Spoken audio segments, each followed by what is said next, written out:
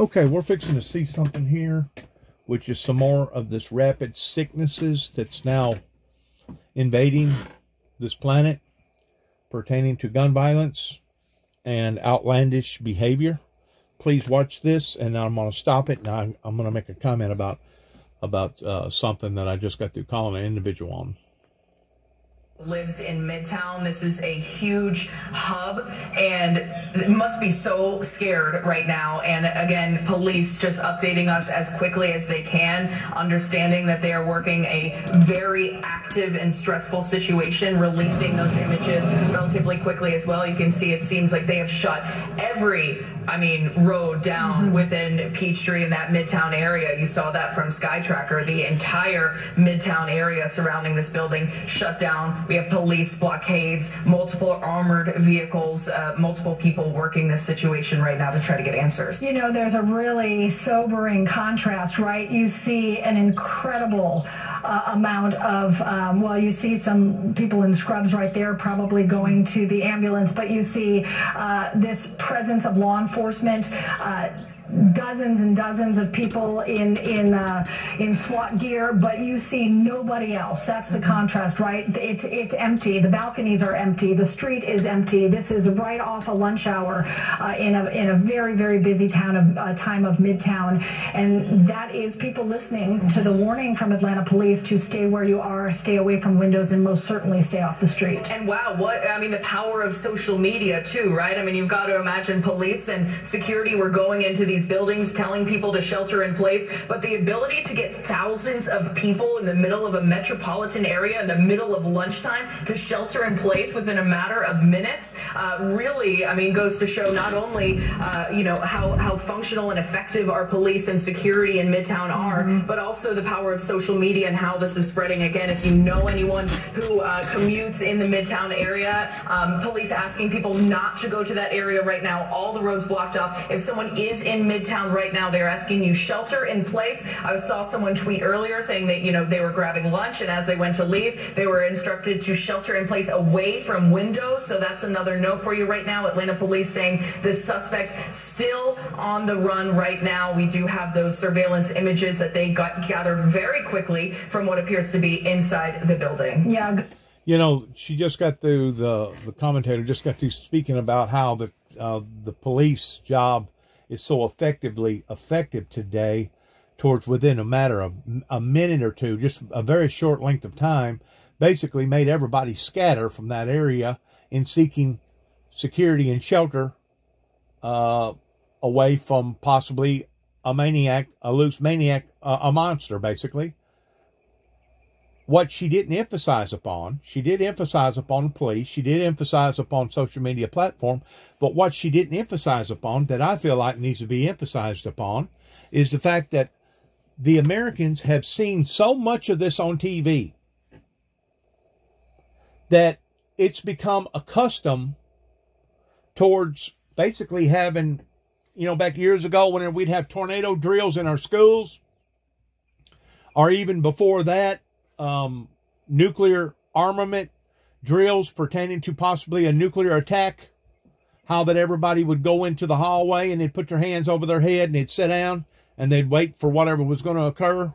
That hopefully wasn't going to occur, but what it was a way of preparing the kids and preparing society for something that was going to occur. Well, that's what's happening with our society today. They have become so intimidated and infuriated by all this that's going on that now, as soon as the word gets out, shooter, everybody's going to scramble. They're going to seek shelter. And it's really sad that the American people has to live a life like this, because I can remember a day whenever it was safe and you could trust people and you could walk out on the streets and you didn't have to worry about getting shot by some lunatic that was a monster. So I understand the part that she was trying to say, emphasizing upon the police and emphasizing upon social media, but please take under consideration of the aspect, psychologically speaking, towards what's going on with the citizens here in America, that whenever something like this erupts, you don't have to tell them more than once, hey, there's a disruption in this area. Seek shelter immediately. You know, we've seen this in Boston. We've seen this in other incidences again and again and again. And whenever you continue to having to keep drilling people in this aspect towards danger, danger, danger, like I said, you don't have to tell them more than once, hey, there's a problem out here. You better take notice of this. A good perspective here live for you of the 11 Live Sky Tracker of the police response.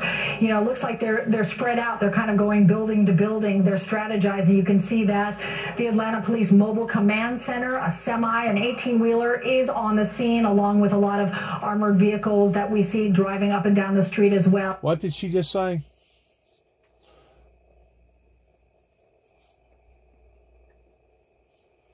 Still on the run right now. We do have those surveillance images that they gathered very quickly from what appears to be inside the building. Yeah, a good perspective here live for you of the 11 Live Sky Tracker of the police response.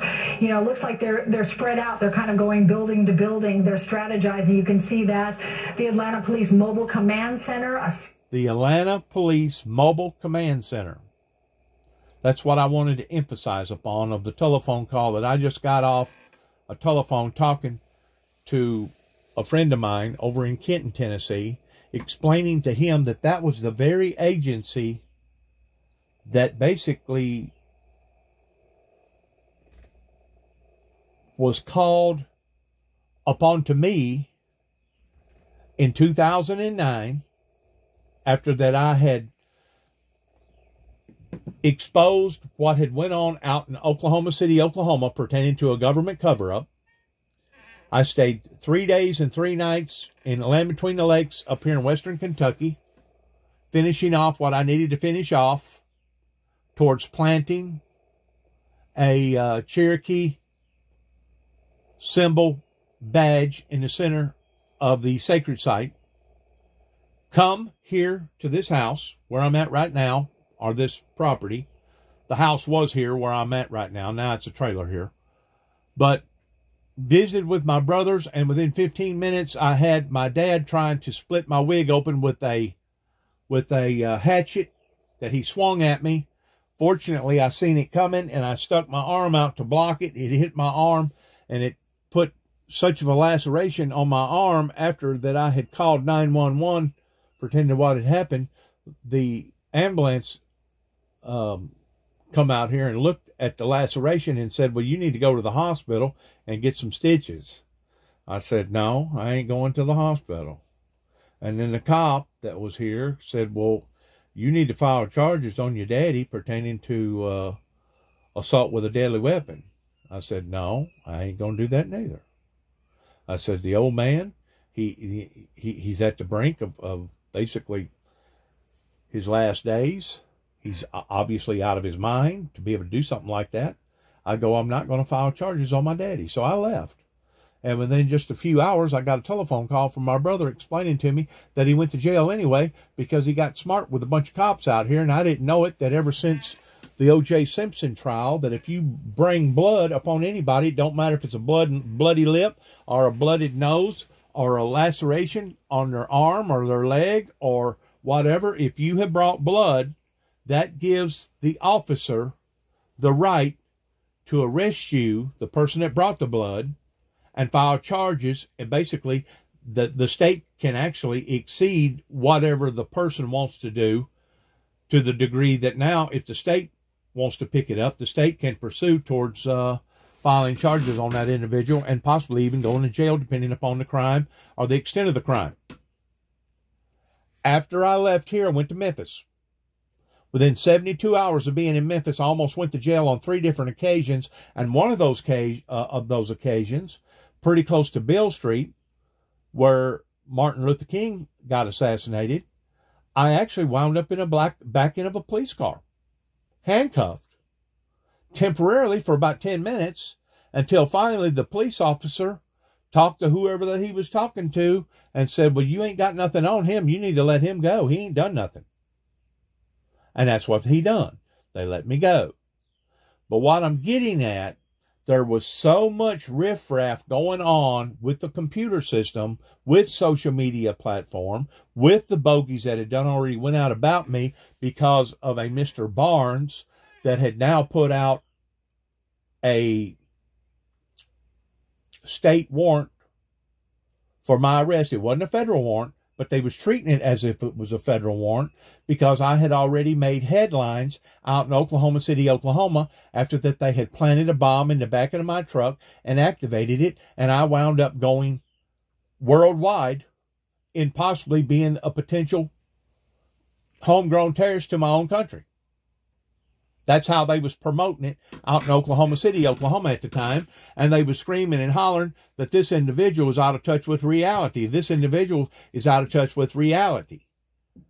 That's what they was promoting on their TV networks that basically didn't just go with the Oklahoma networks, but went broad, not only here in the nation, but worldwide. Well, come to find out, the whole primary purpose for me being out there was in running an investigation, and the investigation that I had run now turns out to be 100% correct. In other words, there was more than just one bomb that caused the damage of the Timothy McVeigh and the Nichols, Oklahoma bombing in 1995. So now this is 2009. I'd got roughed up in Memphis. I agreed to meet my son at a restaurant just north of Memphis, going towards Ridgely. I think it was in Covington, just outside of Millington is where I met him at. We had lunch, and he explained to me. I explained to him what had went on with Dad. I explained to him what had just recently went on towards the police there in Shelby County in Memphis, Tennessee. He looked at me. He said, "Dad, they're going to get you." He said, "They're out to get you." I said, "What have I done?" He said, "It don't matter what that you have done. It's what that they think that you're going to do or what possibly that you could do." He said, "I know you." He said, "I don't think you're going to do nothing crazy." He said, "But obviously you have gotten involved in something." And boy, did I ever. Whenever they shut a whole town down like Oklahoma City, Oklahoma, and bring in 18-wheelers and bring in helicopters and bring in all kinds of robots and everything else towards basically activating a bomb in the back end of my truck and blowing it up, boy, did I ever walk into something. Just like what I was fixing to say a while ago, while I was talking to the individual that I was talking to over in Kenton, Tennessee, I explained to him that I went all the way down into Atlanta. At this time, it was give or take around the 27th, 28th day of June, whenever I left from this area, and I went to Atlanta. I immediately went over to Douglasville area, where I had an opportunity of meeting an individual that was a very nice individual that basically let me come to his house, and he explained to me a lot of problems that was going on with him and his son, and the fact that he was had a lot of problems pertaining to the Atlanta city officials in basically shunning him and cutting him off and basically building condominiums all around him while he couldn't do nothing but just stand there and watch, even though he didn't want to have to deal with all that stuff because originally he was out in the country, or it was a part out in the country or something like that. Anyways, he was having a lot of problems with city officials. He was having problems with his son. He also had a still where he could make his own whiskey. Big lip guy, truly a Southerner. But I opened up a rental thing where I could park my trailer there at this particular facility. Sometimes you can get facilities that you can rent out the actual enclosed storage area, or sometimes you can actually get lucky and rent out a place where you can either park an RV or boat or trailer or whatever. This particular place let me park my trailer, so I parked my trailer. It was on the 4th of July weekend, and I decided that I was going to mosey down to Atlanta because I'd already been familiar with Atlanta towards working in Atlanta before. This was in 2000, and I think it was in 2000 and 2007, I think it was, whenever I wound up leaving a tape on the Atlanta doorstep pertaining to, let me get my facts right, 2007, I'm right, 2007, whenever I wound up being in Atlanta, working for an outfit called Collision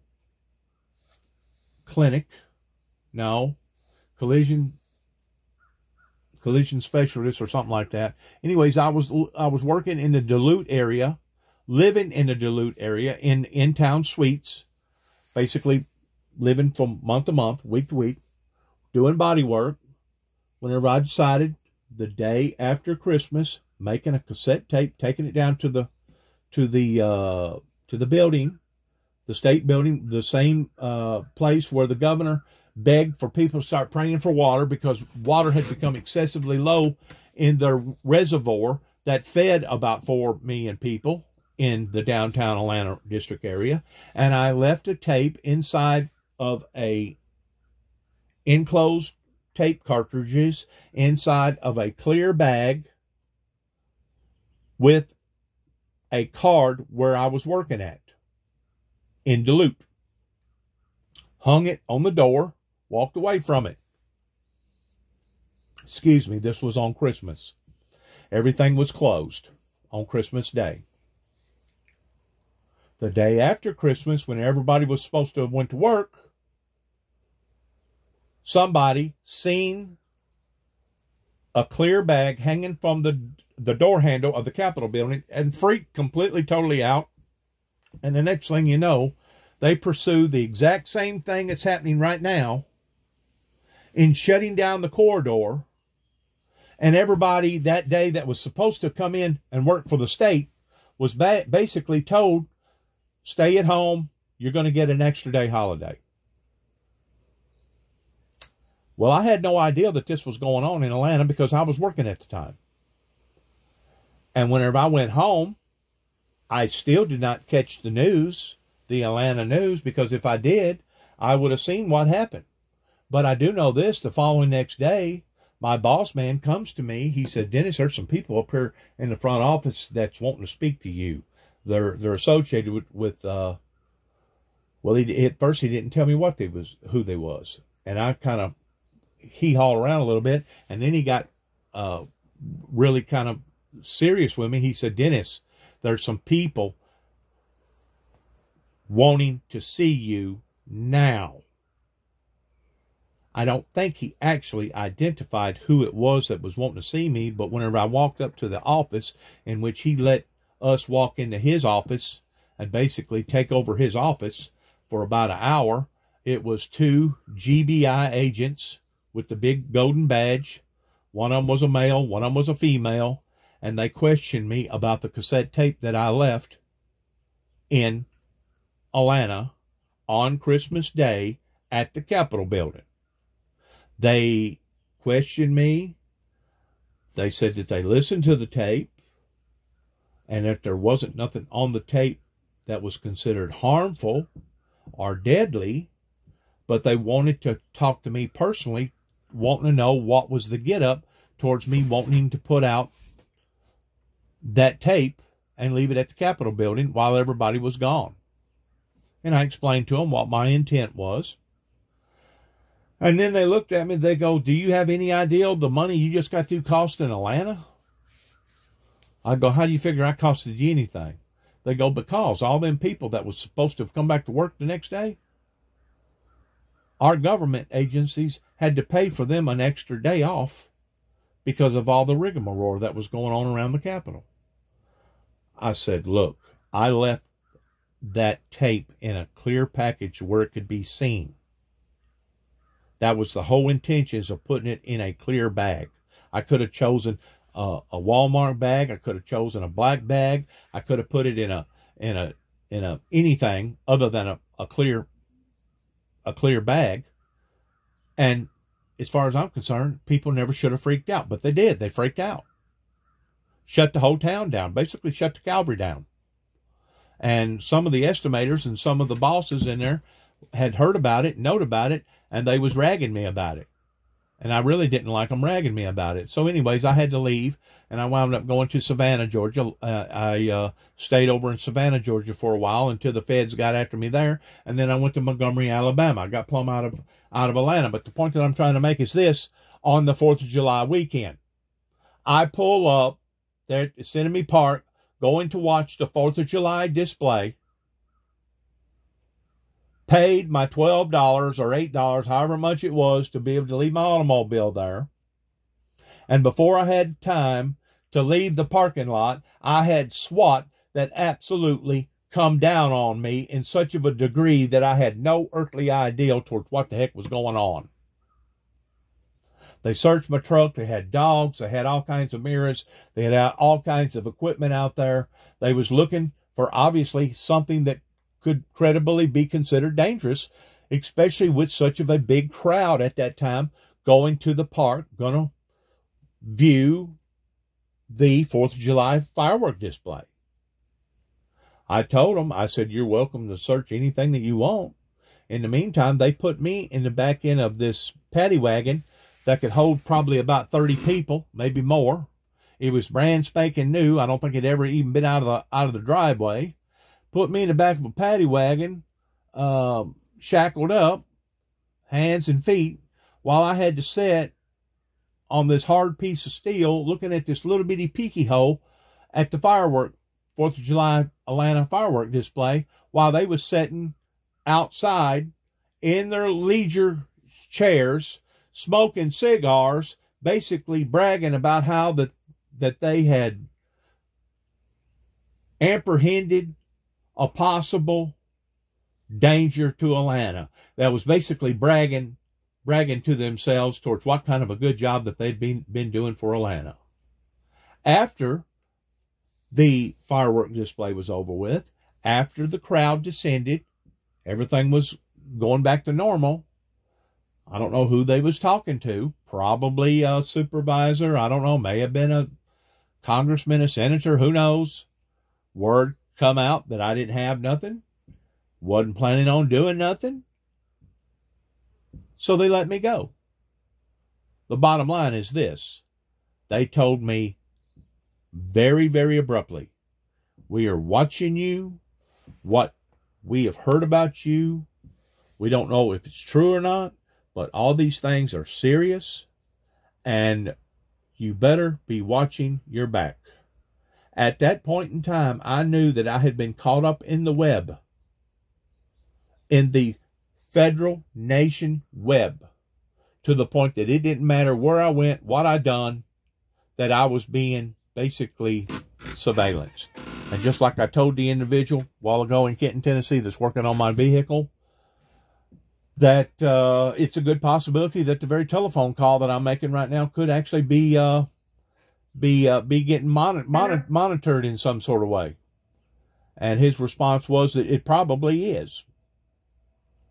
Very quickly. Now listen to this one more time and what she says. What appears to be inside the building. Yeah, good perspective here live for you of the 11 Live Sky Tracker of the police response.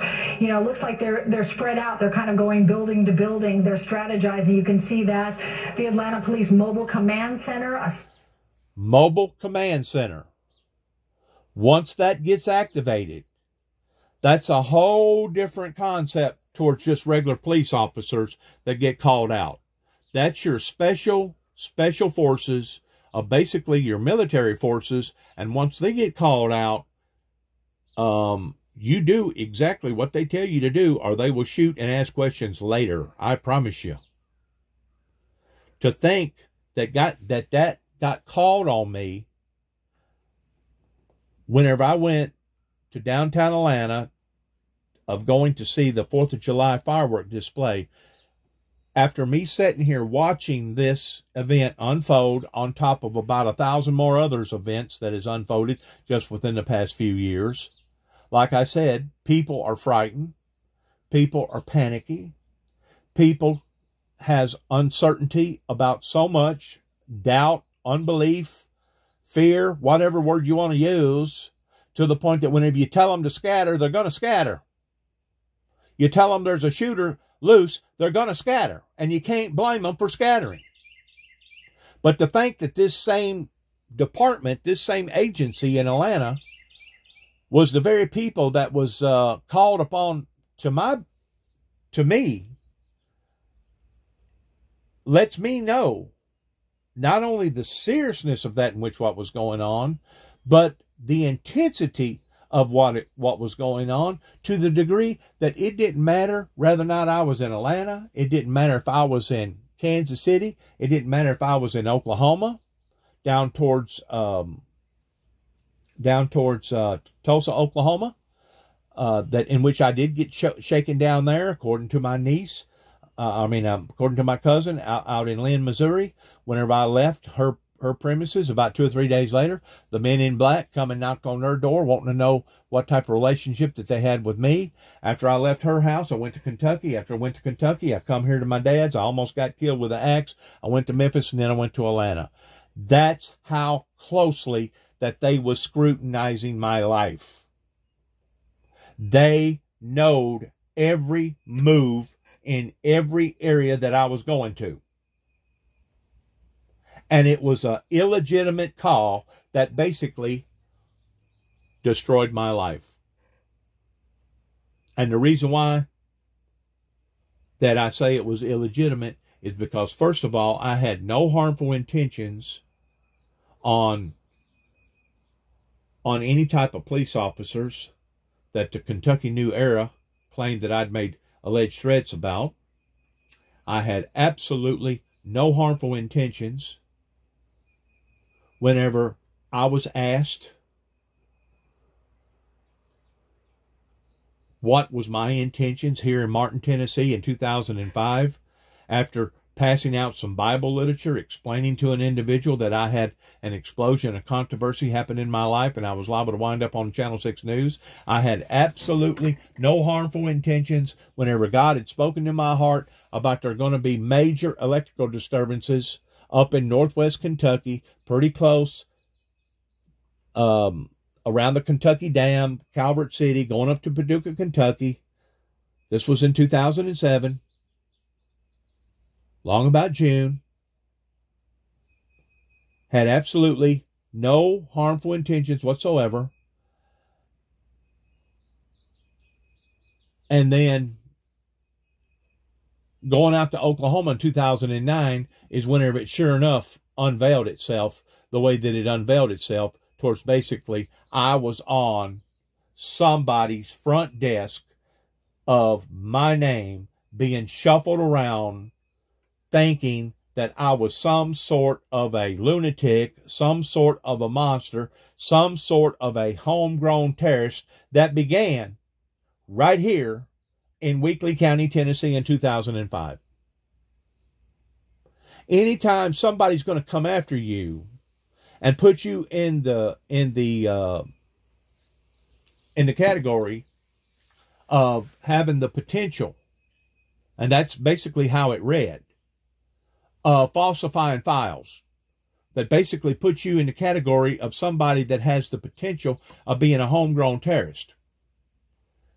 If you don't think that your life will be turned totally upside down, to the degree that now it was actually coming into my work areas, I was actually getting jobs, and then later finding out that I didn't have a job, asked to leave the premises, not just once, not just twice, but several times.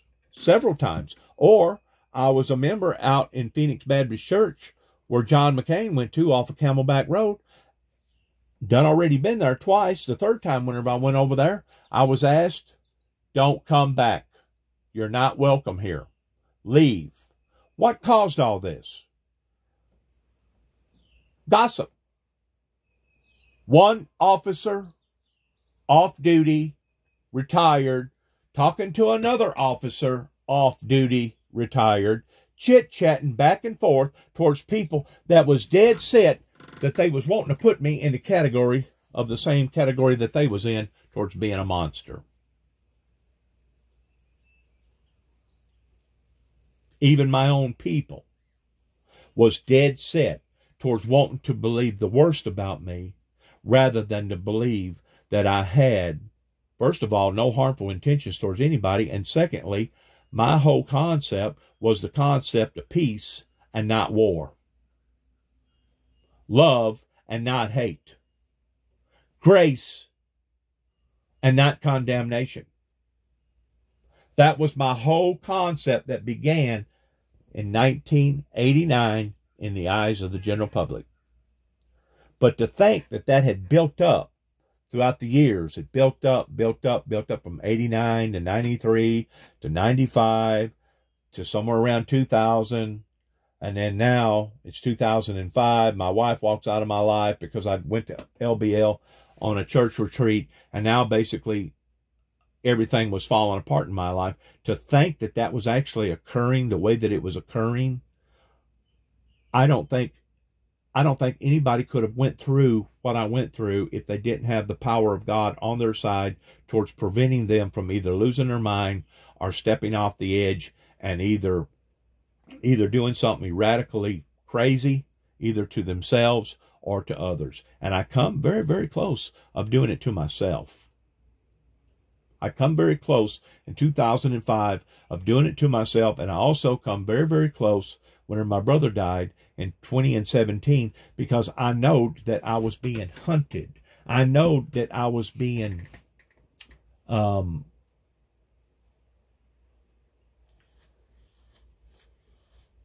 what's the right word I'm looking for?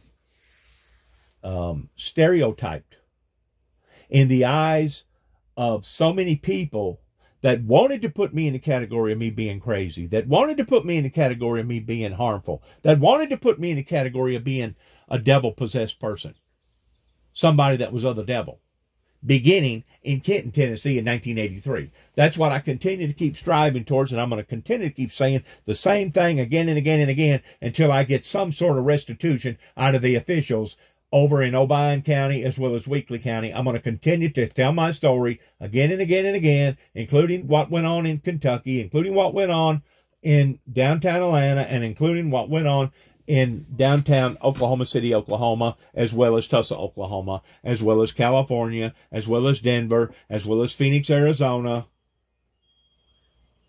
as well as Knoxville, Tennessee, pertaining to them grabbing me up and taking me to Davidson County in Davidson County, Tennessee, along with what went on whenever I come back here in 2014, and from 2014 to 2017, after my brother had died, basically seeing just exactly how dirty that the Tennessee officials had become in arresting me while I was still grieving over my brother that had been dead about 2 weeks. And then turning the tables once more, trying to promote me as me being a monster, saying that I was stalking the family across the road whenever Tommy Moore and every law enforcement agency in that courthouse knowed that me and my brother was fighting tooth and nail towards SOS, help, help, help, calling the authorities almost every week or every day or whatever, that you can look at the record and look at it.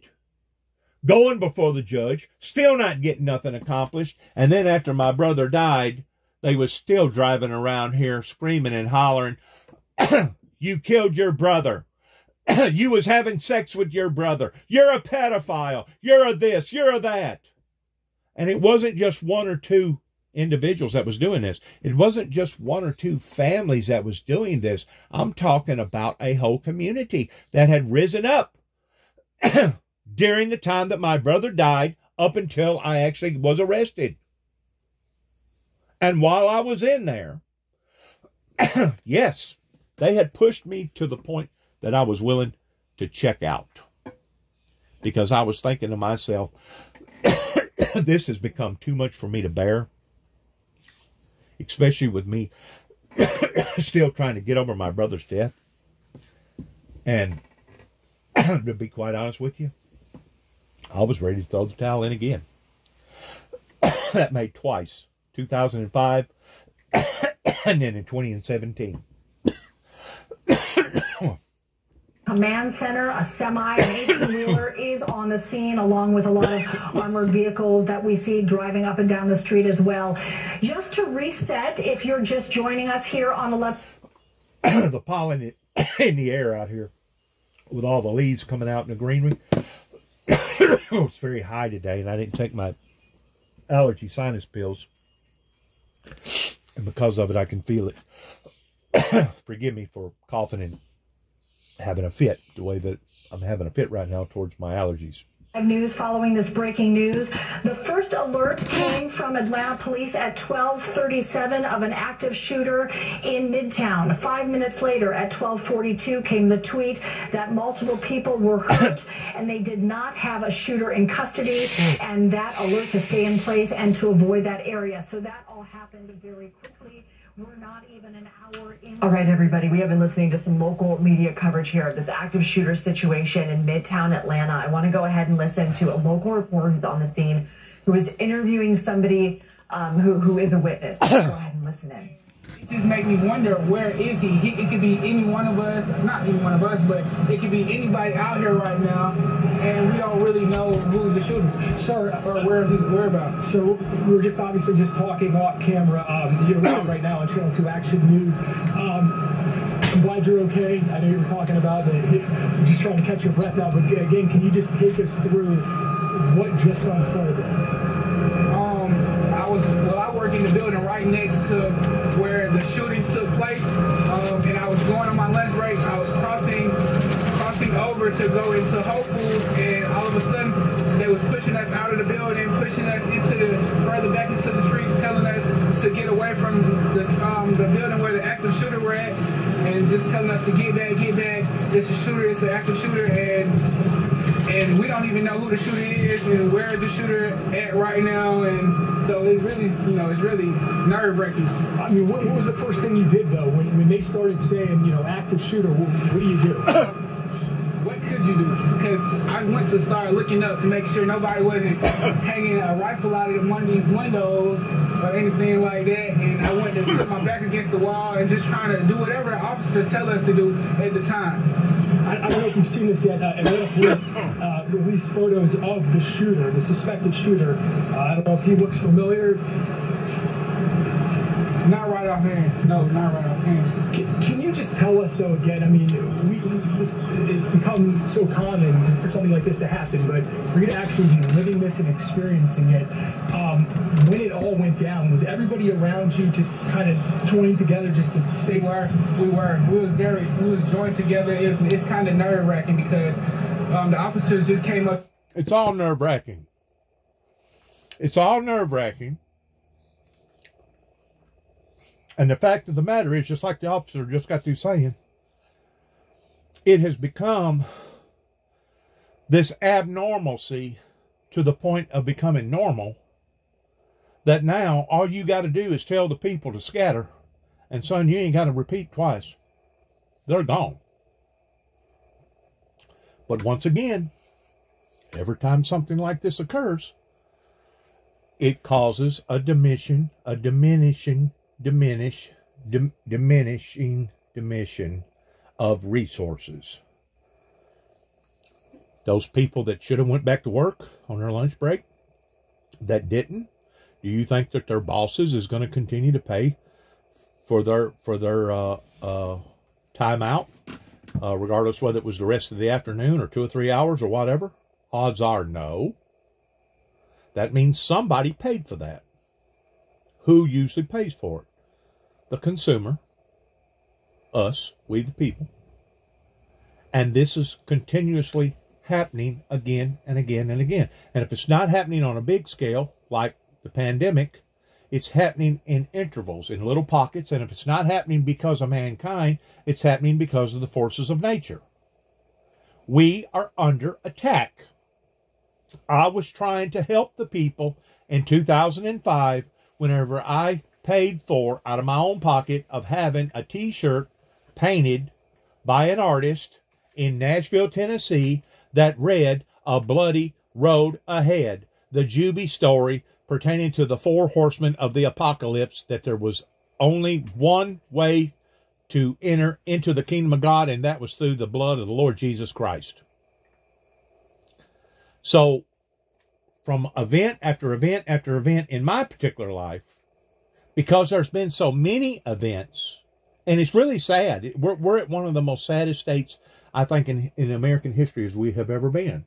But because it has been so profound in my life, I mean absolutely profound. Like I said, whenever I watch something like this and they flipped on there where they was at in downtown Atlanta, I know all about Atlanta. I've been in Atlanta now probably a dozen times, and I've worked in Atlanta 3 different times. I've lived and worked in Atlanta 3 different times. Douglasville, Kennesaw, and also the Duluth area on 3 different occasions. I've know Atlanta, and whenever I see something like this, you don't think that a flood of memories comes back to me to the degree that I pick up the phone and I call up one of my buddies and I say, man, you know what? This thing is really out of hand. I mean, they got another standoff, another shooter loose in downtown Atlanta.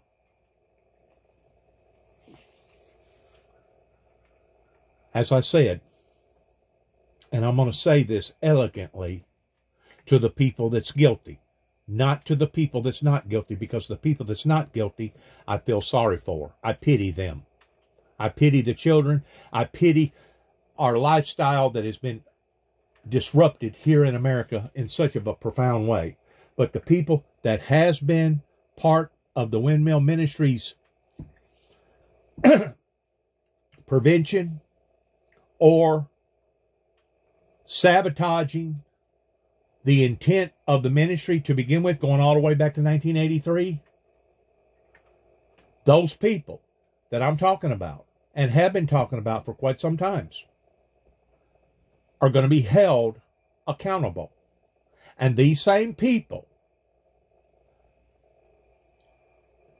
that these incidences could not have happened to a better group of people looking at it from a victim standpoint of how that they was trying to bury me, did not want the ministry to succeed in peace and utopia to the degree of disarming me in 1989, right up the road here about 45, 50 miles, going to a place called Jackson, Tennessee, in Madison County, Tennessee, that they was so dead set that they was going to ruin my life that as soon as I come back here in 2014, after my brother died, it was so frustrating that they couldn't control the situation of a group of people that was so out of control out here, because every incident happened on this property. It either happened on 291 Thompson Road or 430 Beach Grove Road. None of the occurrences took place in any of these other people's yards or in any of these other people's dwellings. So that in and of itself speaks volumes, or speaks, the proof is in the pudding towards how that the trouble was coming here to us. But we couldn't get the courts to see that at the time. A matter of fact, it wasn't until my brother died and I got thrown in jail, and then people started dropping like flies. The instigators, the troublemakers, the demons, those that was involved in this movement, started miraculously dying. They started having aneurysms. They started having heart attacks. They started ODing. They started having malicious wrecks. Or their house would blow up because they was making meth. Or they was going around a corner and they just misjudged the corner and they wound up hitting a tree and they wound up dying. It wasn't until then, which basically took about another year. It was like 2018, whenever people started dropping around here like flies. That's whenever they finally got the message, hey, maybe we need to leave that guy alone down there at 291 Thompson Road. The guy that's got the cross leaning sideways, representing the broken cross, representing the broken system. Maybe we need to quit picking on him. Maybe we need to quit going down there and hunting him down and trying to torment that poor bastard's life.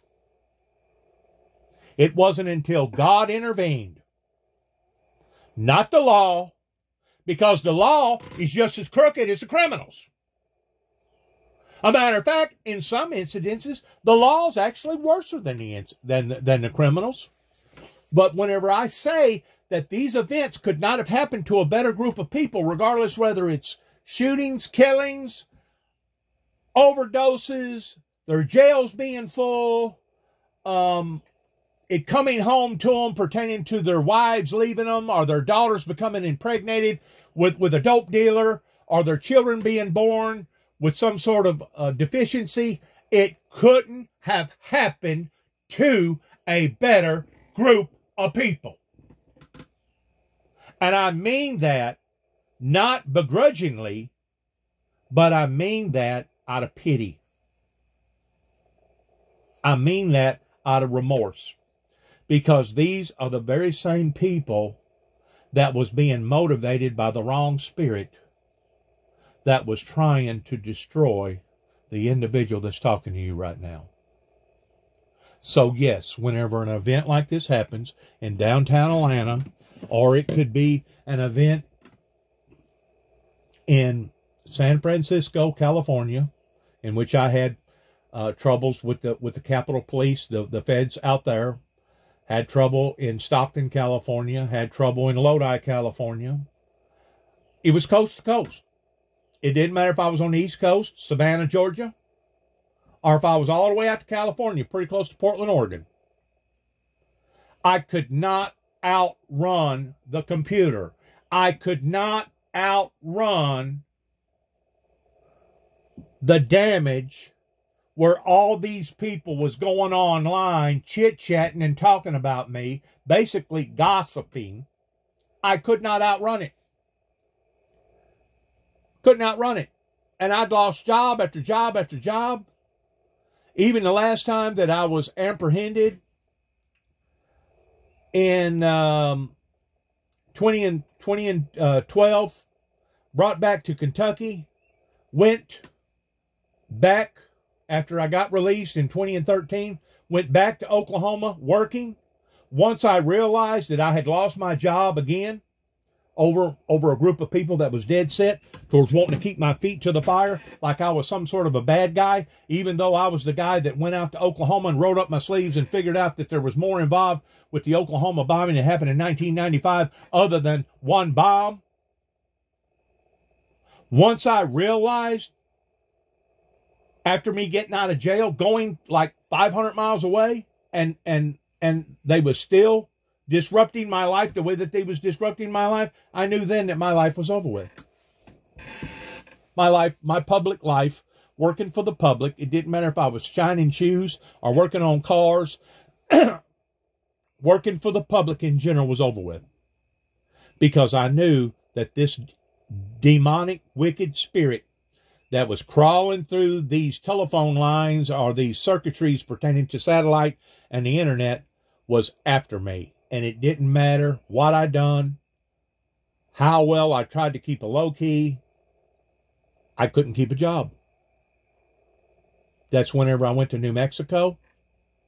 I filed for my disability, and I stayed up in the hills of Santa Fe, Taos, Los Alamos. Basically spent all summer long up there just riding around, camping, talking to people, taking pictures, being with God, trying to refrain myself in what was happening, until finally I went through a healing period, because it was devastating. It was absolutely devastating in what was happening in my life, because it was so abundant. It was so much of it. So naturally, whenever I'm sitting here watching the TV and I see something like this flitter on TV, like something like this, I'm going to respond to it. And odds are, it's not going to be in a, what you'd call a happy or a good way, but it's going to be a remorseful way. But as it's a remorseful way, at least God has given me enough insight, and God has given me enough love and enough attention throughout my life, throughout all these different events, that whenever it does pop up on screen like this, I don't let it just totally overwhelm me. In other words, after I get through eating this piece of cheese and I get through documenting this, however long it's going to be documented, I plan on putting on some clothes and I plan on going outside. I plan on working on the Purple Heart Memorial out here, in which I've done already scraped up about five gallon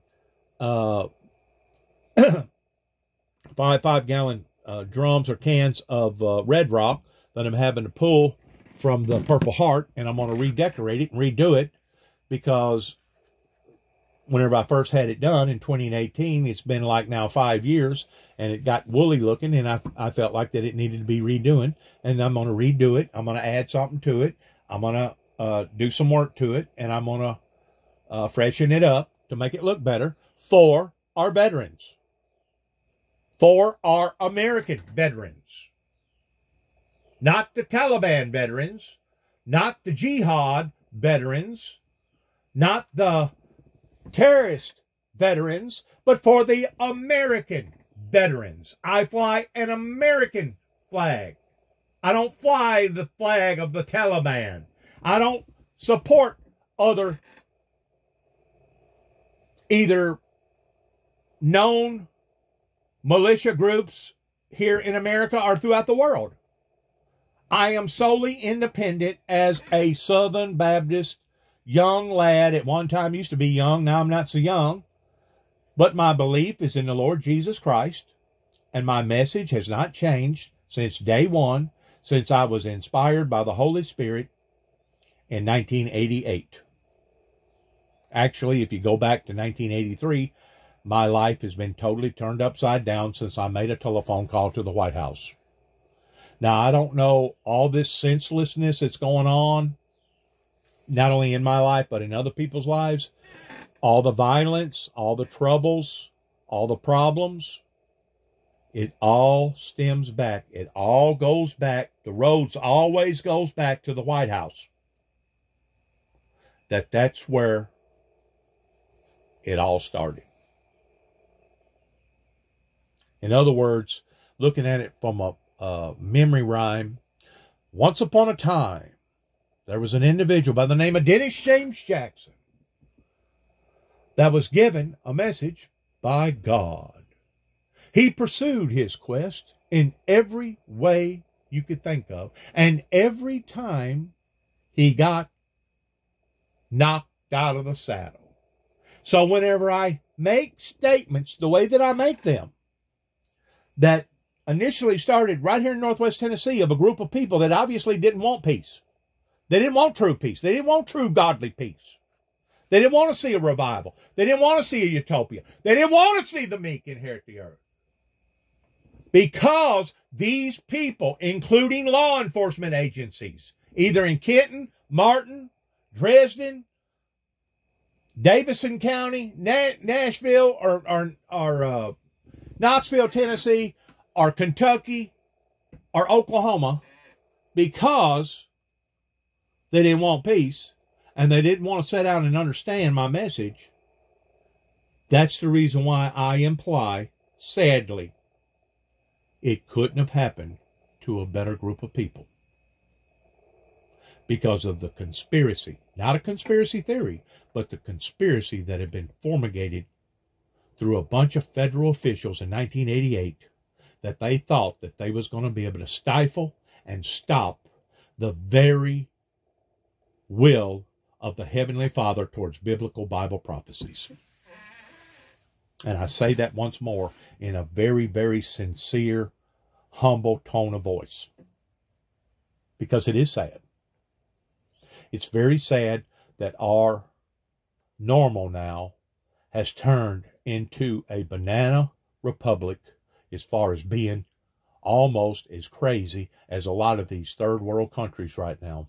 And to think that this is going on in America absolutely is not only sickening, but I guarantee you our ancestors who have died before us, especially those that have sacrificed so much in the liberty of America, are rolling around in their graves every night, every day, because of what is happening to the great country of the land of the free. Just came up to me thinking I was another suspect they was looking for, and I just had to show my ID so they could realize who I was. And so, you know, it's nerve-wracking because I guess they got a little picture of him, but we don't know who he's working with, who's helping him out or anything. So, and they haven't yet caught him. So, real quick, anything you want to say to your friends or family that may be trying to get a hold of you, can't reach you? Just be aware of your surroundings. Cooperate with the law, what they ask you to do. You know, anytime situations like this occur, we just want to all work together and try to avoid getting shot. All right, thank you. We're glad you're okay. Hey, Freddie, Linda, eyewitness account there. In other words, try to resolve the problem peacefully. But what do you do in cases like this of people that's walking around? Maybe they're hobos or bums. Maybe they don't have no identification. You think that they're going to be nice to those people? I don't think so. They'll throw them in behind a paddy wagon so quick it'll make your head spin. And then whenever they do get out of jail, they'll be told by some deformed law enforcement agency, well, we're going to let you out, but you have to pay us this amount of money. Once more, bringing insult to misery to the innocent, while the guilty is basically running wild. Unbelievable. Unbelievable in what I'm witnessing right here in the good old USA. I'm Antonio. I'm Antonio Williams. All right, everybody, we've been listening to that witness, Antonio, on our affiliate there at WXIA, describing some of these moments here that he was told to get down, shelter in place because of reports of an active shooter. I want to go ahead and bring in former Seattle police chief and current MSNBC legal analyst, Carmen Best. Carmen, we know from police here that the photo on the left, the photo of the man on the left here without the face mask, they are saying there are photos believed to be of the active shooter. Anyone with information about where this person is asked to call 911. This person is armed and dangerous. The person should not be approached. And we also know that they've isolated it essentially. It sounds like. And you have to think of the worst in something like this. What if this individual that they're hunting down right now, what if he was associated with some sort of group? What if this was to turn into a group showdown? And don't say that it can't happen. In other words, this one person could have led into a whole group vendetta, vigilante type action. And the next thing you know, it turns into a bloodbath in this area, wherever it's at. So don't say that it can't happen pertaining to a one-man whatever that turns into a big whatever, because it can. And I hate to think that way, but I mean, you got to respond to these senseless shootings and killings that has now basically plagued our great nation.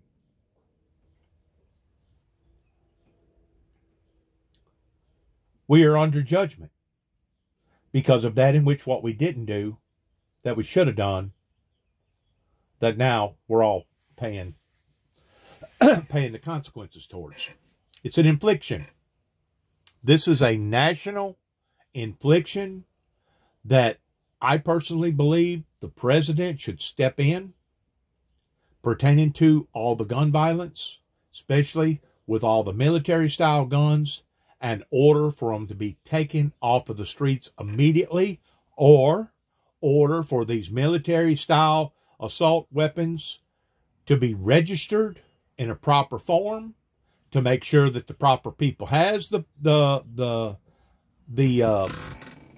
qualifications of being able to handle and have this type of armament. Now, that's my personal opinion. It didn't cost you nothing, okay? It cost you a thing. Those that happen to get a hold of my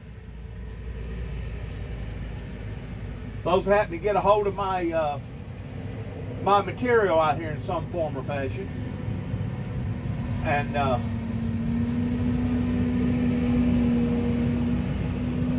they can take it upon themselves towards what they think and what they believe, and you can either go along with some of the things that I've said, or you cannot go along with it. It's America. hate it that those two trucks just got through coming by here. I don't know if they're doing road work around here or what, but it looked like DOT or Weakley County, whatever they call it, doing patchwork on roads around here. They just got through driving by, and those vehicles that they drive is very, very loud. So I'm sorry for the noise disruption. Like inside a building here in this area in Midtown Atlanta. Multiple people injured. This person is still on the loose, and everybody is still being asked to shelter in place. So, Carmen, when you hear those details, when you see the footage here of what would be normally likely a bustling area during the lunch hour here, essentially people listening to the calls to shelter in place, what are some of the things that are happening behind the scenes to try and get this person in custody? We know that there's nothing more important right now than finding the suspect in this shooting and taking them into custody. At this point, they're going to be looking, getting information, any information that they can from some of the victims, people who are around who may, obviously they have a picture of the suspect. Let's go forward. Let's go forward for conscientious sake. Let's move up. Because like I said, I got yard work to have to do out here. It ain't going to get done by itself. I can't spend every day, all day, documenting these events without it having not only a psychological profound effect in my life, but also a physical effect in my life towards taking me away from chores and activities that I should be involved in, that once something like this happens, it is so riveting because of the way that it continues to keep happening. I'm without words a lot of times towards basically having nothing to say but what I've been saying.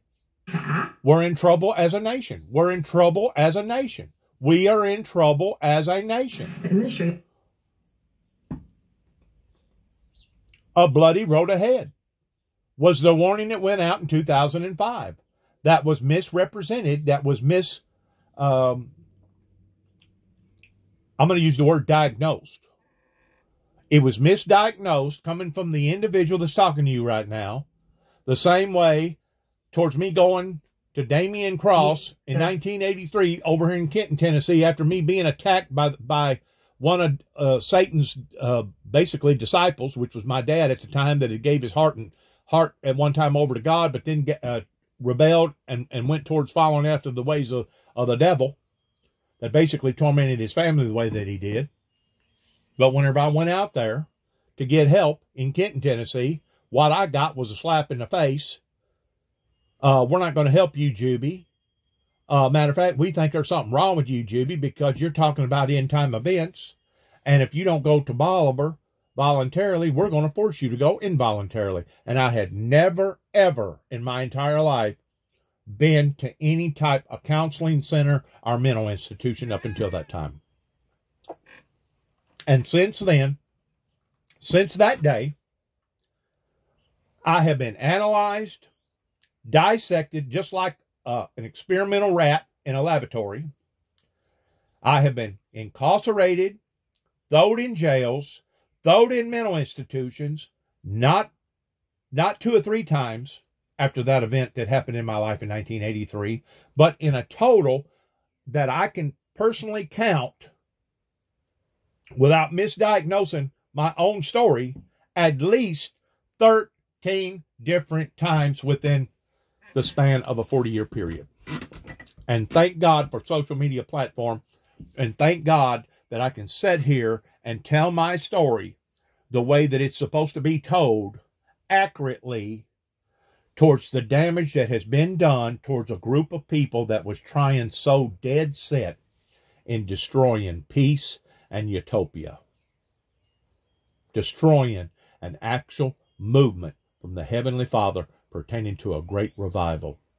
I thank God every day, first of all, that I'm still here. I still have my right mind, and I thank God for social media platform, and I thank God that God's given me enough sense to record it and put it on my YouTube or my Facebook social media platform to be able to explain to my viewing audience, regardless whether it's 1 person or 1,000 persons or 100,000 persons, to be able to explain to my viewing audience towards what has occurred. Not hypotheticals, but what has literally occurred that I can prove that has occurred with the founder of the Windmill Ministries. So as things continue to go backwards, as we see more and more of these events continue to unfold, as we see the weather become more and more radical, I'm thinking to myself, it couldn't have happened to a better group of people. They have brought this upon themselves. The older generation, the baby boomers, the pretenders, the ones that proclaimed the name of the gospel but wasn't willing to die for the gospel, the ones that only believed in part of the truth coming from the Bible but didn't want to believe the whole Bible pertaining to the whole truth, those that was basically phonies, fakes, those that proclaimed that they had faith in God and that they wanted to go to heaven, but I couldn't find nobody that was willing to die to get there. That's the bottom line. And that this story needs to be told to every human being throughout the planet so that maybe, just maybe, one day I can find somebody out there that will listen to me, that will sympathize with me, and maybe they will help to enhance my story. Maybe they will help to support the Windmill Ministries missions rather than tearing it down, trying to build it up. Like I said, ever since the anointing happened in my life in 1988, rather than the people trying to nurture the tree and water the tree and help the tree to grow and expand pertaining to the peace message coming from the Windmill Ministries missions, they've been trying to tear the tree down. They've been hacking on the tree.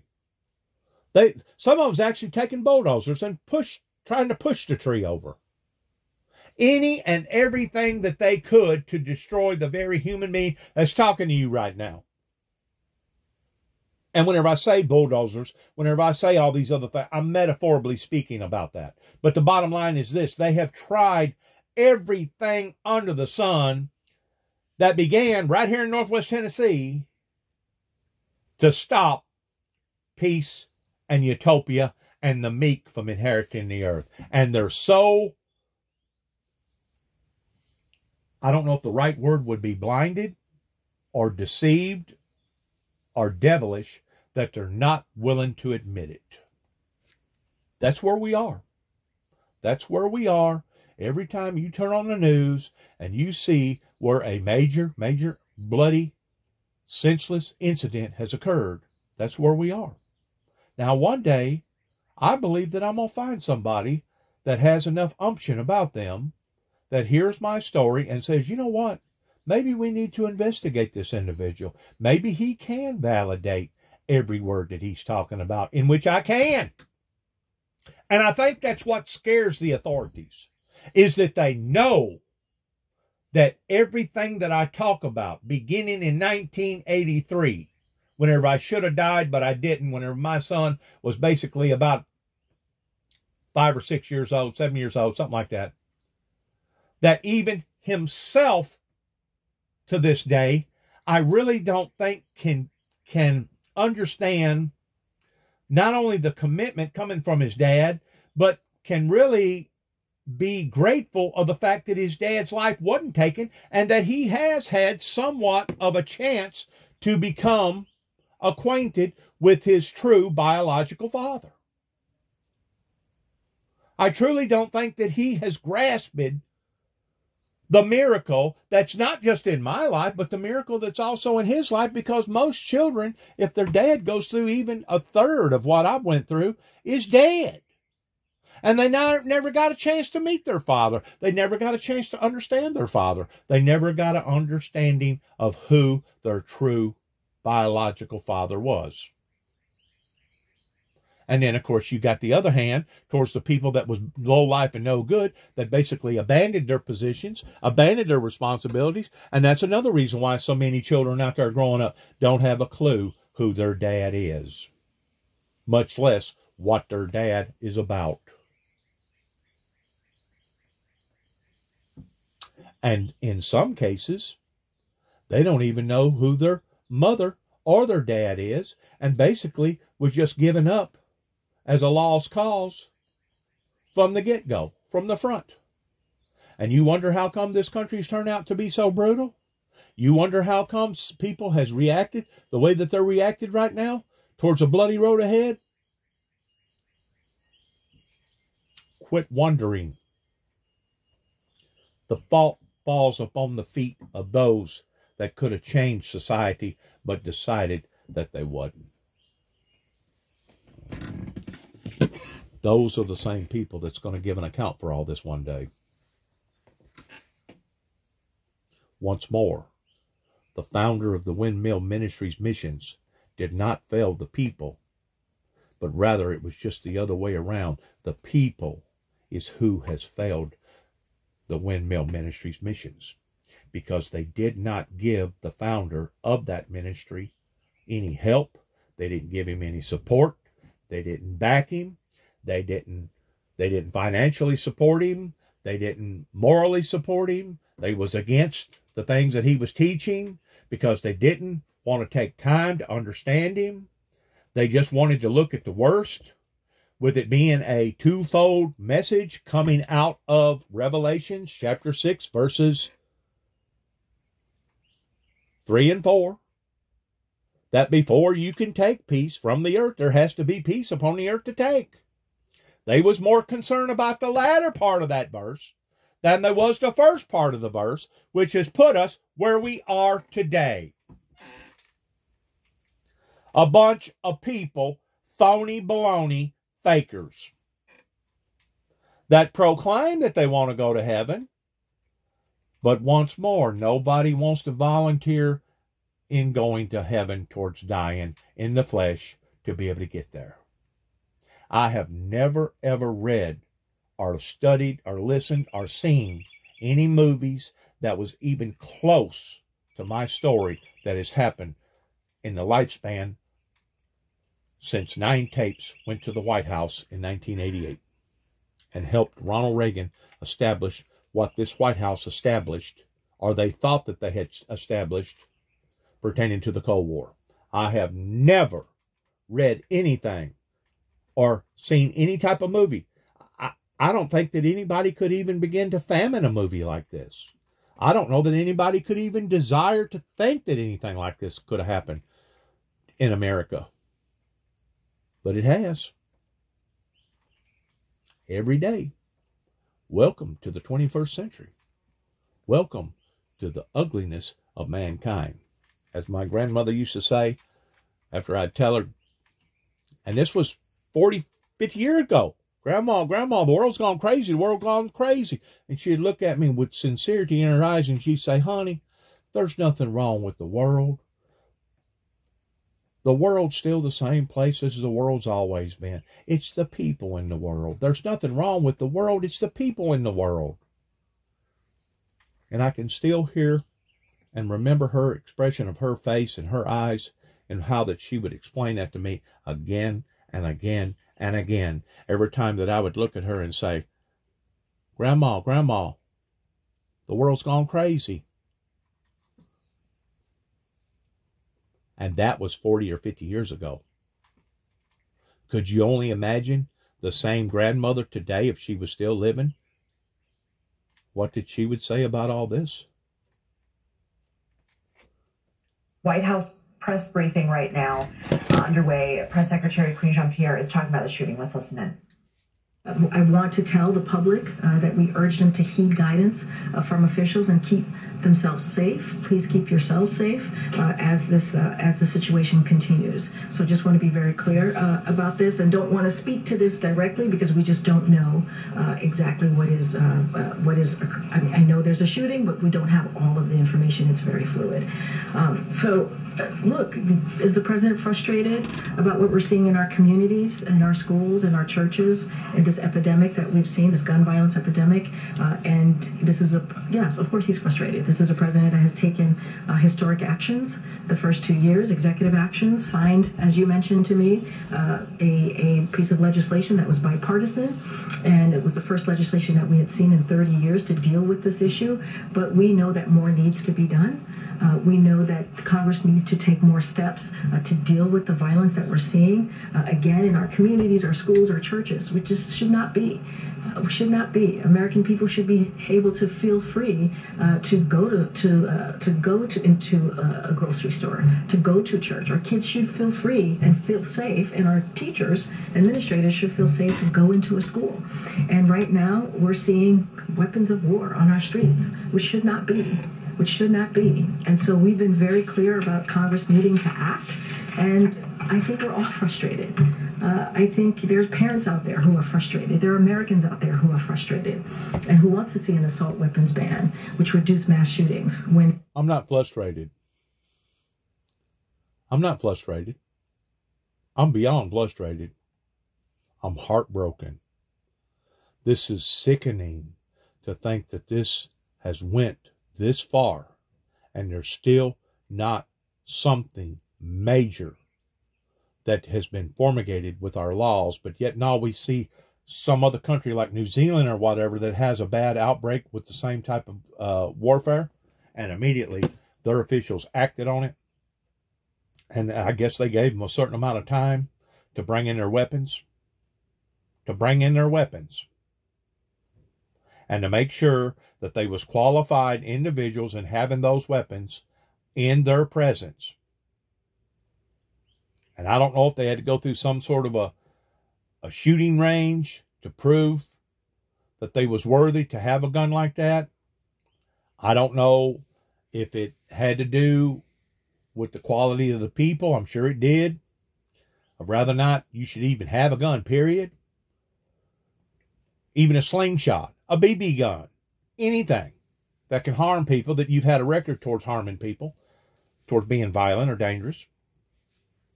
I just know this, that the authorities over in other countries have acted swiftly and effectively and efficiently in stopping the same type of embarrassing, heinous activities, senseless, heinous activities that now we are becoming adjusted to on a day-to-day, everyday level of taking the abnormal and turning it into the normal. And I got news for you. And you probably heard this coming from me before. Whenever you have a nation that is this far out of control, you're not only stepping on the fringes and the borders of being judged under judgment pertaining to the Almighty, but now you're standing on the fringes of God, basically turning his back on that society and allowing for whatever happens to us to happen to us. And he will basically shake his head and say, you're on your own. You brought this upon yourselves. Good luck. And turn and walk away and give a society over to a reprobate mind to believe a lie and be damned. And whenever that occurs, then it's wide open towards all these plagues, all these problems, all these divorces, all this gun violence, all these drugs, all these illegal immigrants, all these other problems going on throughout our nation. In other words, they have bitten the hand that has fed them. Their house is now left desolate. And because their house has been left desolate, now basically Satan is coming in, just as the Bible talks about, that a divided house will not stand, and now their house is tumbling. And whenever I say the house, I'm using that as a metaphor pertaining to our great nation, our country, our establishment here in the land. That if enough licks hits the same organization, regardless whether it's licks coming from mankind, licks coming biological, pertaining to chemical germ warfare, psychological warfare, military warfare, monetary warfare, political warfare, spiritual warfare, that if it takes on enough licks, my friend, I don't care how strong that nation may think it is, just like Rome, it can be brought to its knees. And that's where we're heading as a nation. As I've said before, we was already a sick society before COVID ever hit. But now since COVID is hit, it has accelerated everything. Everything is now surfaced to the top, and now people are discussing things, and they're opening up their eyes toward just exactly how bad that bad truly is. And I truly believe that that was one of the main stimulants that helped to motivate the people into doing what they done January the 6th. That it took a perfect timing for that to occur. Because if everything would have been going hunky-dory like it was back, I'm going to use a Bill Clinton era, or even in the front end of different administrations that could turn things around, the people aren't going to be as prone towards being agitated to the degree that they're willing to go to Washington, D.C. and protest and actually become violent. But that's what we've seen January the 6th. You know why? Because all the elements come together just like a perfect storm.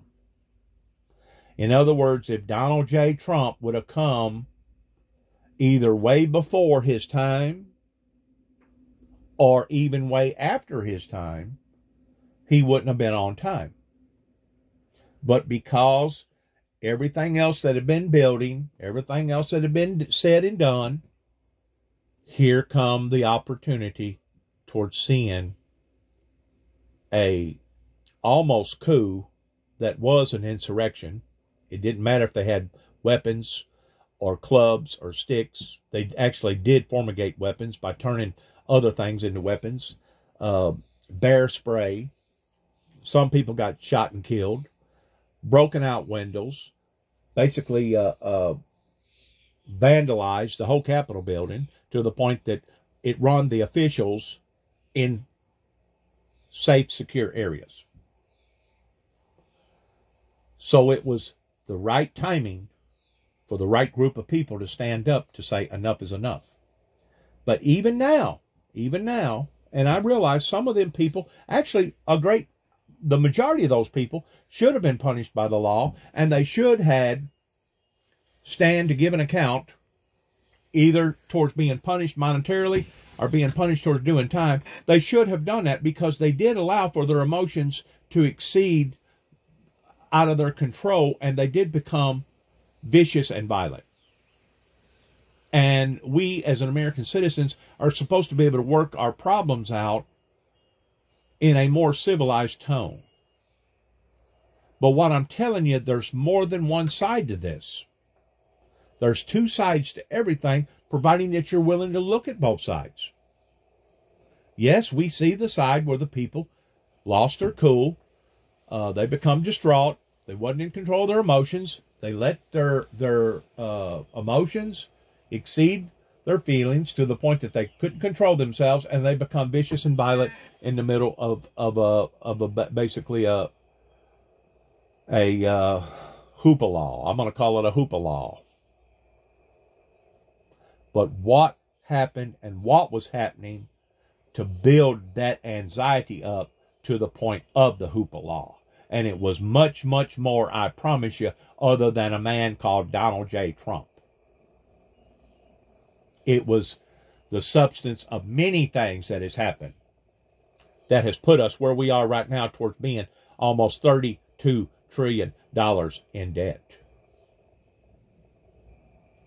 Now, they can play all the tricky stuff that they want to up there in the White House towards some Democrat that come out with some sort of a law that he had basically put him behind the shelter of putting it on public display, but didn't nobody notice it at the time. But now they're using that as a platform to actually exceed what the Republicans want towards raising the debt ceiling. They can put Band-Aids on it, and they can color it up in any form or fashion that they want to. But the bottom line is this. It has went beyond frustrations. And people like our present chief and commander, Mr. Biden and Mrs. Harrison, and other people can see this. So it goes beyond just being frustrated. It goes beyond way beyond being frustrated. It's an emotional heartbreak. It's an absolute burnout. And I keep thinking to myself, my God, maybe somebody's going to listen to me. Maybe one of these videos that I produce and put out there, either on my YouTube channel or my social media platform or my Facebook channel, maybe, my God, somebody will listen. Somebody will act. Somebody will move. But it seems like all of heaven and all of hell cannot move this in the direction that it's going right now. And it's going in the direction towards more and more chaos. It's going in the direction that I continue to keep telling people about, towards not only anarchy, but in the direction towards tribulation. Now, there's different levels of tribulation. There's been other cultures, there's been other generations of people, regardless whether it was American people or whatever, that has went through such harshness that they thought at the time that the end of the world was here. And it was a form of tribulation.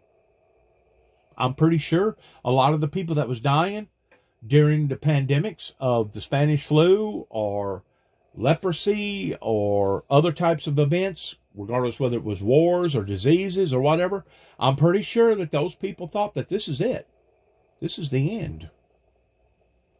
And at that time, during that time, they had every right to believe that they was fixing to walk off into great tribulation. But I continue to keep telling people that there is different levels of tribulation. And we have never reached a level as a global society of the Great Tribulation. Because whenever the Great Tribulation happens and God manifests His powers and He circles the earth to gather together His elect from the four corners of the earth, and He basically strikes a match to this planet, you will know the difference, I promise you, between various tribulations, various hard times, versus the Great Tribulation, which the word great is emphasized towards being horrendous, humongous. Once more, we as individuals has put different meanings to different words today that didn't have the same meaning whenever the words was written. The word great does not mean something wholesome, according to those terminologies that was used during the time that it was written. Great meant humongous, horrendous, big.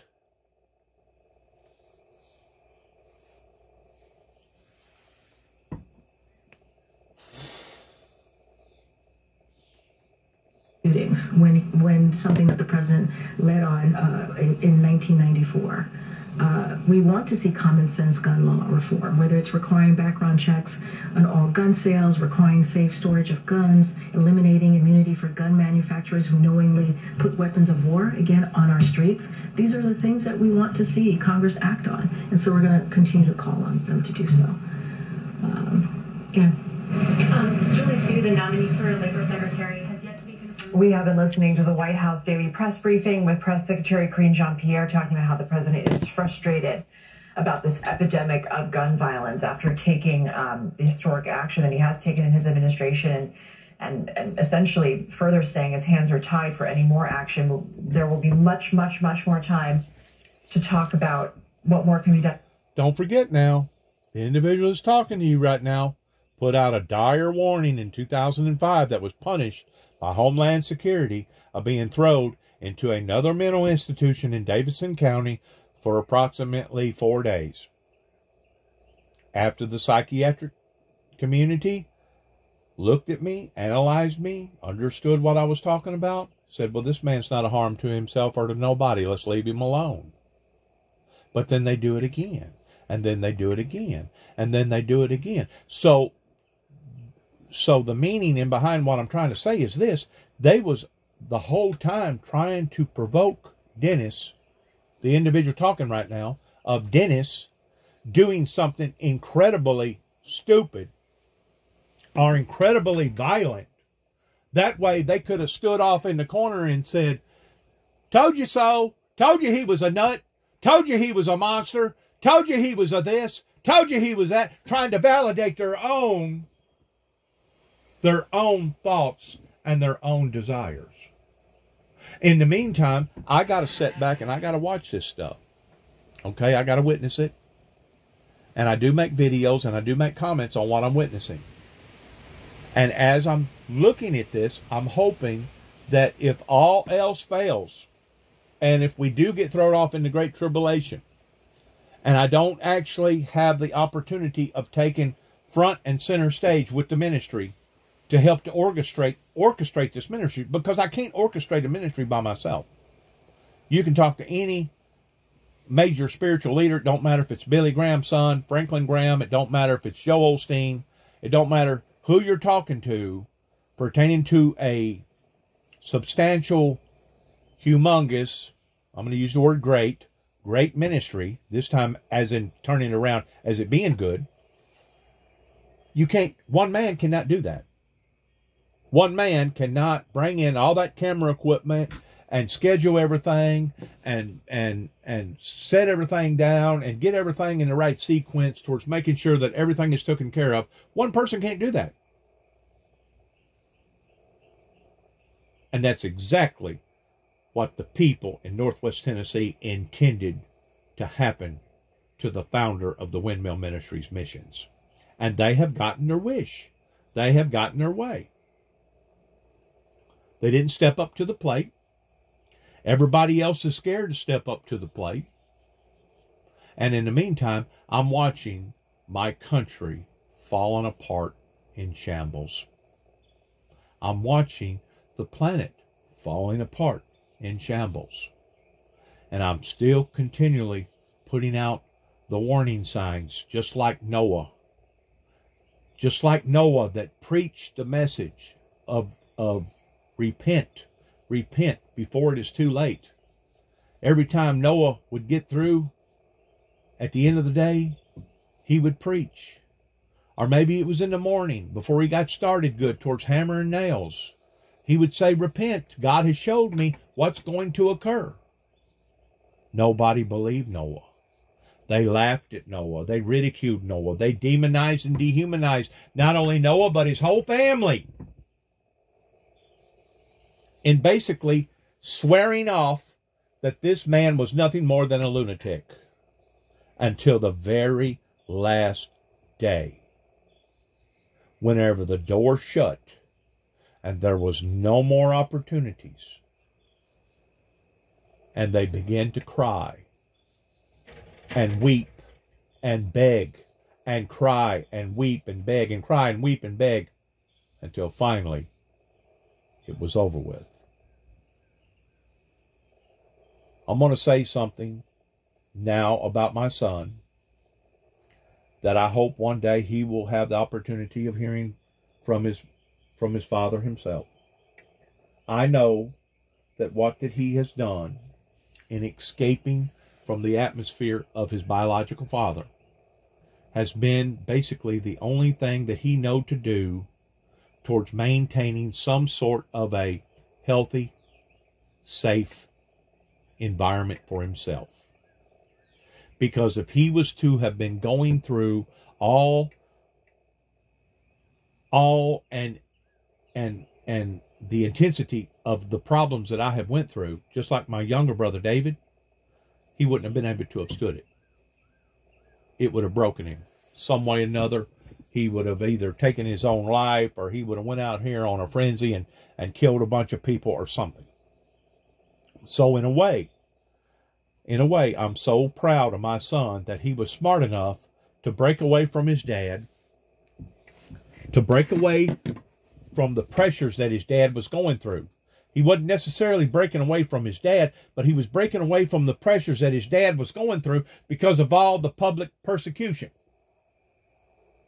And I'm so glad that God has given him the heart and the momentum and the desire to be a strong young man in starting his life and being self-sustainable the way that he has. If I could reach out and touch him right now, I would, with tears in my eyes, I would give him a hug and say, son, you have done, under the circumstances, the only thing that you could have done, which was steer clear of the sparks and the smoke that was coming from the public pertaining to the Windmill Ministries missions. And I truly believe that, because the last time that he was here, we had a pretty in-depth talk. He let me know how he felt about certain things that I had. I let him know where certain things was, that if something ever happened to me, that this is what you're to do, and this is where you're to go, and this is what you're to look for, and this is, et cetera, et cetera. I got a lockbox. This is the information over in my bank in the lockbox, et cetera. So we did discuss a lot of crucial things, and I'm glad that I had an opportunity of giving him my biological father's guitar, that he has taken an interest in music. And I hope he's still pursuing that, or still has the strength to pursue that, even though he's working and he's trying to make a decent check for his family. And he's got a daughter on the way. But I have never wanted to diminish from the quality of his life in any form or fashion, either by hindering him or tormenting him or bringing bad anguish into his life because of mine. There's been a time or two, like the deal that happened in my life in 2010, whenever they took me before the federal courts, and he was asked to go to Land Between the Lakes, I guess by the LBL officials, and come get his daddy's truck. And he did so, and he parked it in behind his house. He didn't have to do that, but he did that. So there's been times that he has interreacted with the pressures coming from the public pertaining to the ridiculation that I know that he has felt. Just like whenever I explained to him towards what happened in Trigg County, Kentucky, one of his first response was, well, they probably done it intentionally, Dad, knowing that you was going to swell up, knowing that you had at one time two busted ankles, knowing that they was going to cause one injury on top of another injury that would help to put you down. So I know that he knows the truth about his father. And I know that he is one of my basically closest witnesses that can verify the damage that the general public has done to the Windmill Ministries, along with probably not hundreds, but well over 1,000 other people that knows the same thing, but still can't get them to reform, still can't get them to come clean, still can't get them to admit to their own personal wrongs. So because of it, I watch these graphic scenes, I put out these graphic messages, and I tell my story the only sensible way that I know to tell my story, again and again and again.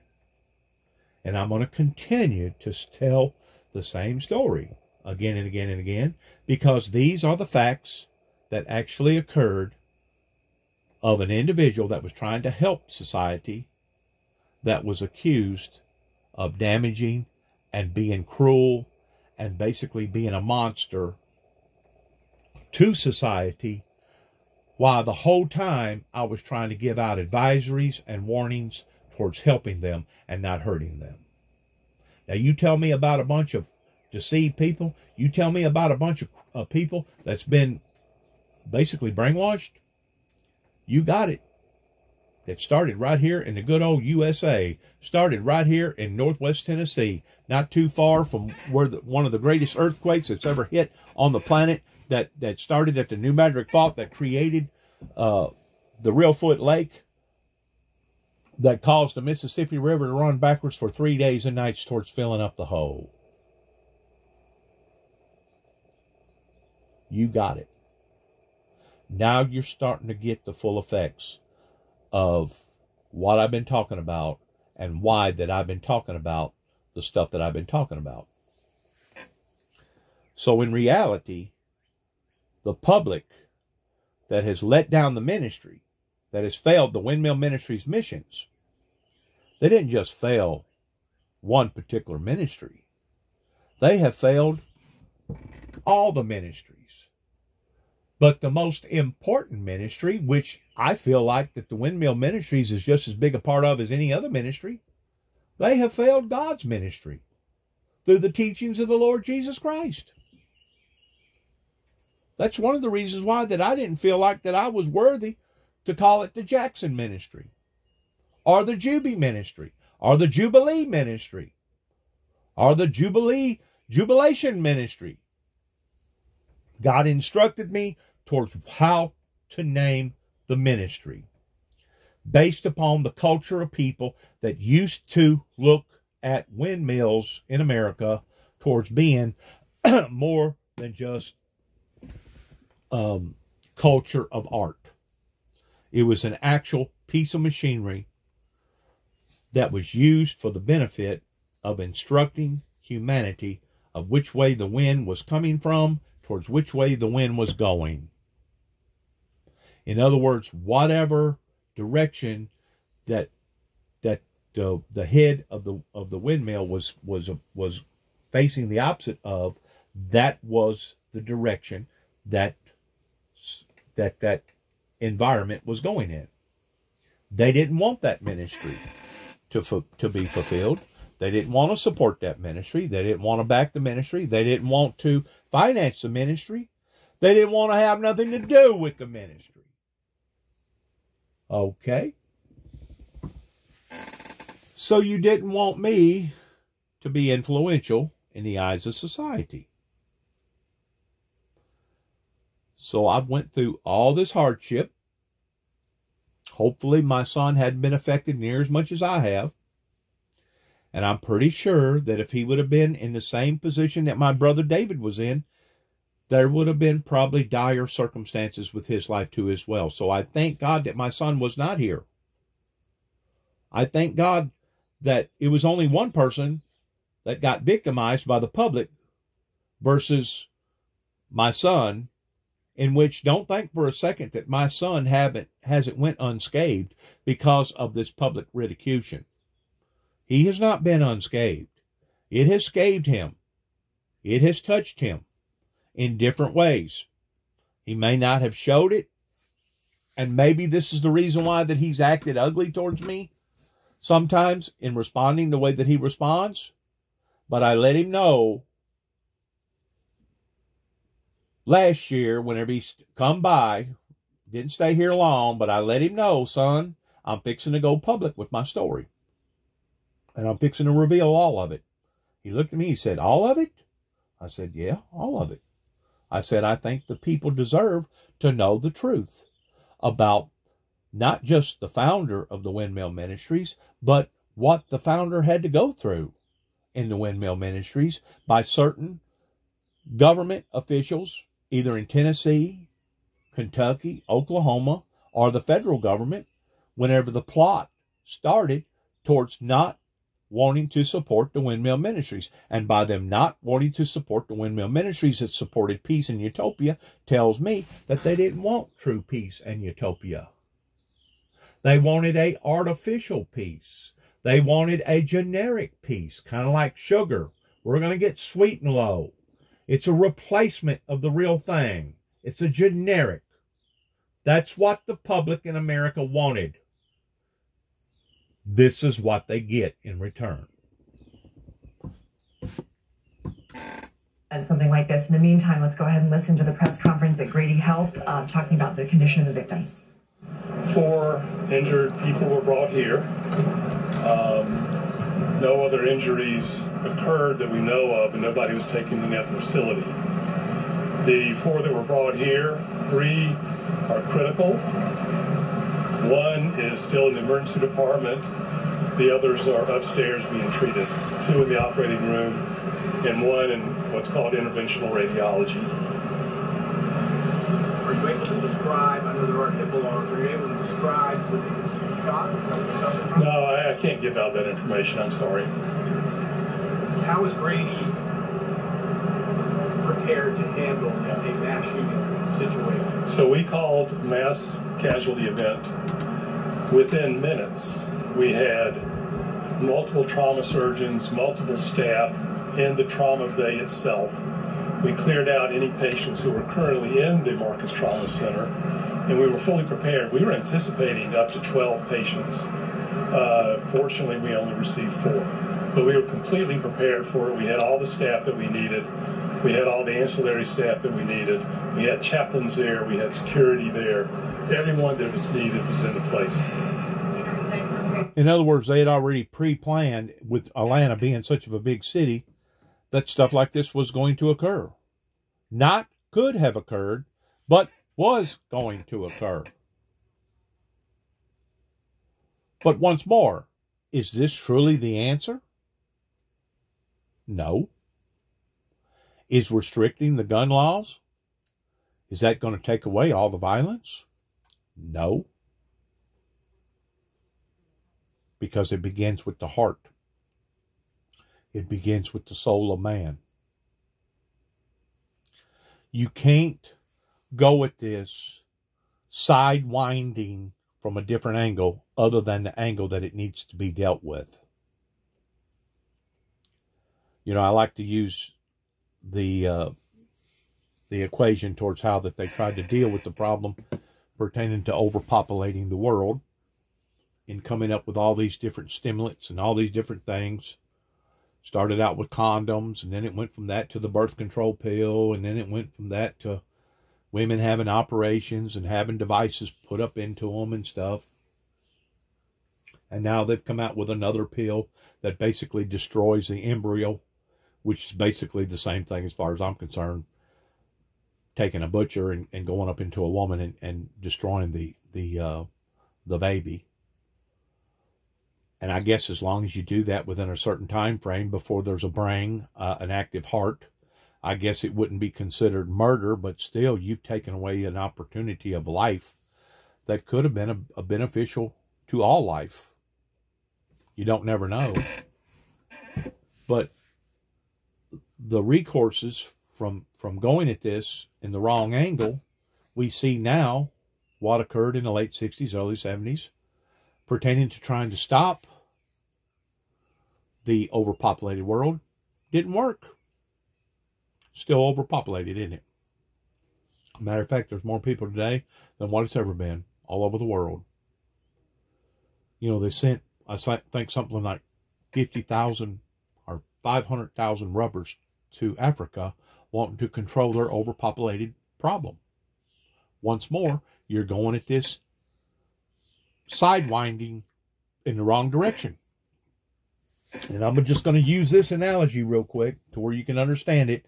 And I'm going to go back to this, and I'm going to speed it up towards going to the back end, see if they've captured the guy yet, because once more, I got things I need to do. Last year, we got bombarded here in America towards being one of the driest seasons that we've experienced now in a long, long time. And it didn't just happen in 2 or 3 of the states or 4 or 5 of the states. It basically inundated the whole nation, or the great deal of the nation, to the extent that the Mississippi River got lower than what it ever gotten on record. Broke all-time records. Right now, the Mississippi's flooding in the northern areas. I don't know if it's going to flood that way down here or not, but, you know, Mother Nature can go just as quickly to one side as it does the other. So what have we seen humanity around here do?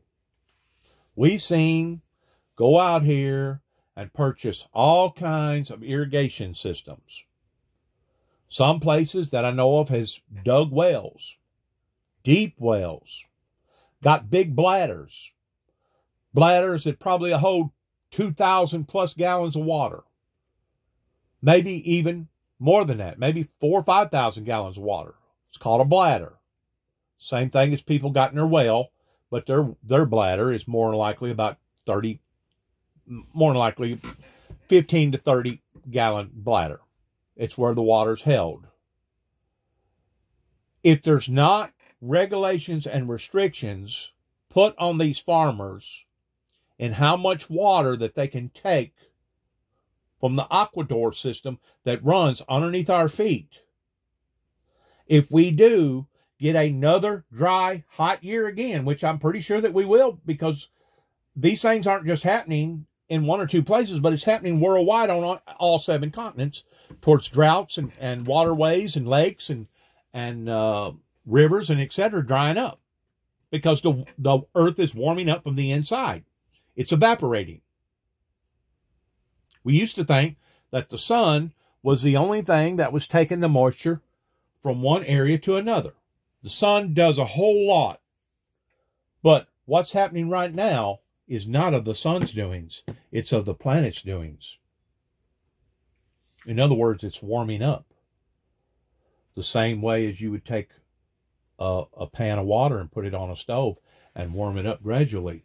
That if you let it sit there to the point that it starts boiling, it won't take it long till it boils itself completely dry.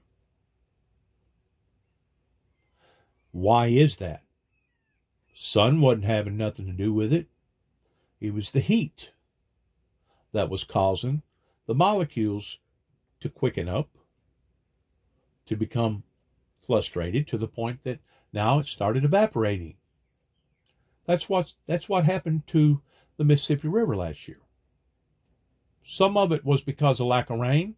Some of it was because of the sun. But the other part of it was because the planet is heating up from the inside out, not the outside in. So what has all the farmers done? They've went out here and they've grabbed up every piece of pipe that they can. They've dug wells. They've went into the irrigation systems, and now they're all ready to start pumping water. Well, I know for a fact that these farmers are just like anybody else, and they can become very, very greedy. And they know that if they feed their crop with water, even though it don't need water, it fattens the hog that much fatter, or the cow that much fatter. Or, looking at it from an agricultural standpoint, it will increase their yield that much further.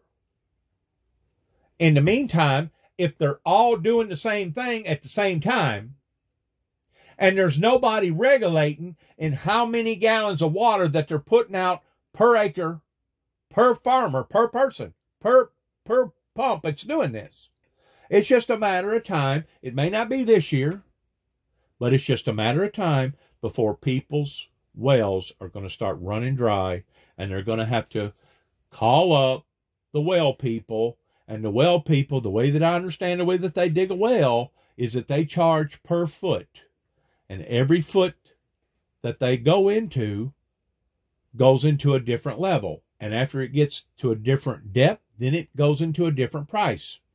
They're still digging the same hole, but now they got to use more materials to get the hole because now they're deeper. And then if it goes into another level, then they got to even pay more per foot. Who's going to pay for this?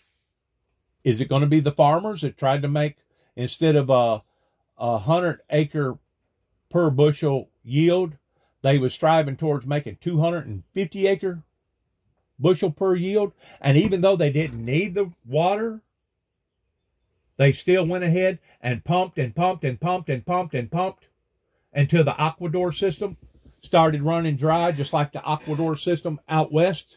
They started going dry because of the same thing. There has to be some sort of logic in governing the people that needs to be governed in situations like that. If not, you're going to exchange one problem for another. That's exactly what you're going to do. And I don't know if it's going to be left up to the states. I don't know if it's going to be left up to the counties. And I know whenever the farmers get a hold of this, it's going to piss a lot of them off. It's going to frustrate them, going to make them mad. They're going to say, who does that Jackson boy think that he is, telling us how to run our lives? Well, it's not the fact that I'm trying to run their lives. It's the fact that I'm trying not to ruin our lives. Because there's a lot of people out here. A matter of fact, probably 85 to 90% of the people, if you was to have to tell them that they needed to advance toward being out $2,000 or $3,000 or maybe more in bringing in a well team towards digging their wells deeper, they wouldn't be able to afford it. They wouldn't be able to afford it, and who knows, they may not have good enough credit to even get it on credit, and who knows if they'd even be able to afford it then by spanning out the payments.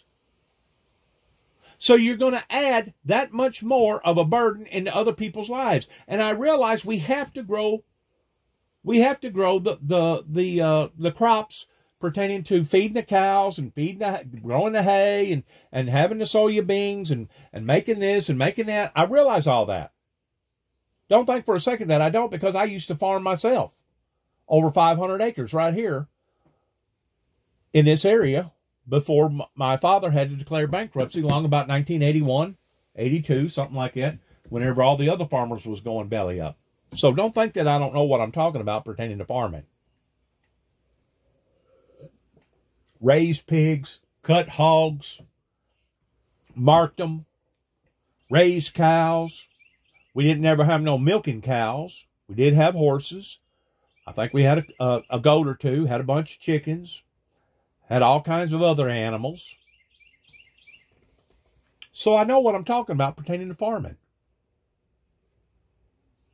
And I also know what I'm talking about, that if everybody and their brother takes advantage of the aquador system, if we do have another hot and dry year, which I'm sure that we will, I don't see no reason why that it should change now. It's just a matter of time before you're going to take one problem and engineer another problem in trying to solve that problem. So there's going to have to be some way or another of gauging these farmers, putting some sort of a gauge on their devices to be able to register how many cubic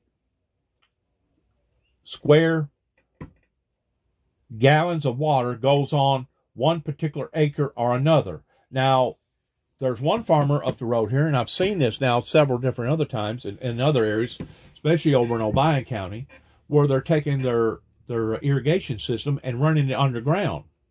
That is the smartest way of doing it, because then you don't have the evaporation problems of spewing the water out on top of the ground, and hopefully it'll soak down into the ground before it evaporates from the ground. Doing it underground is the safest and the most efficient way of doing it. But once more, to do that requires grants and requires more labor and more time. So the quickest, easiest way to doing it was to bring in all these pipes and have these overhead irrigation systems. But still, it doesn't matter if you've got an overhead irrigation system or you've got an underground irrigation system. There should still be some way of managing and monitoring per gallon, per acre, of how much that farmer can take from the same well. And you have to look at the aquador system below our feet as it being a well.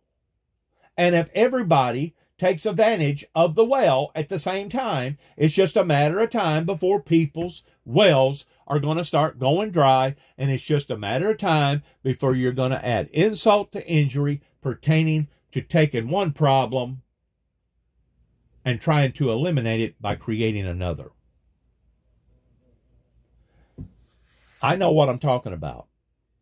Whether or not you believe me, whether or not you accept what I'm saying or not towards it being the truth, that's going to be up to you.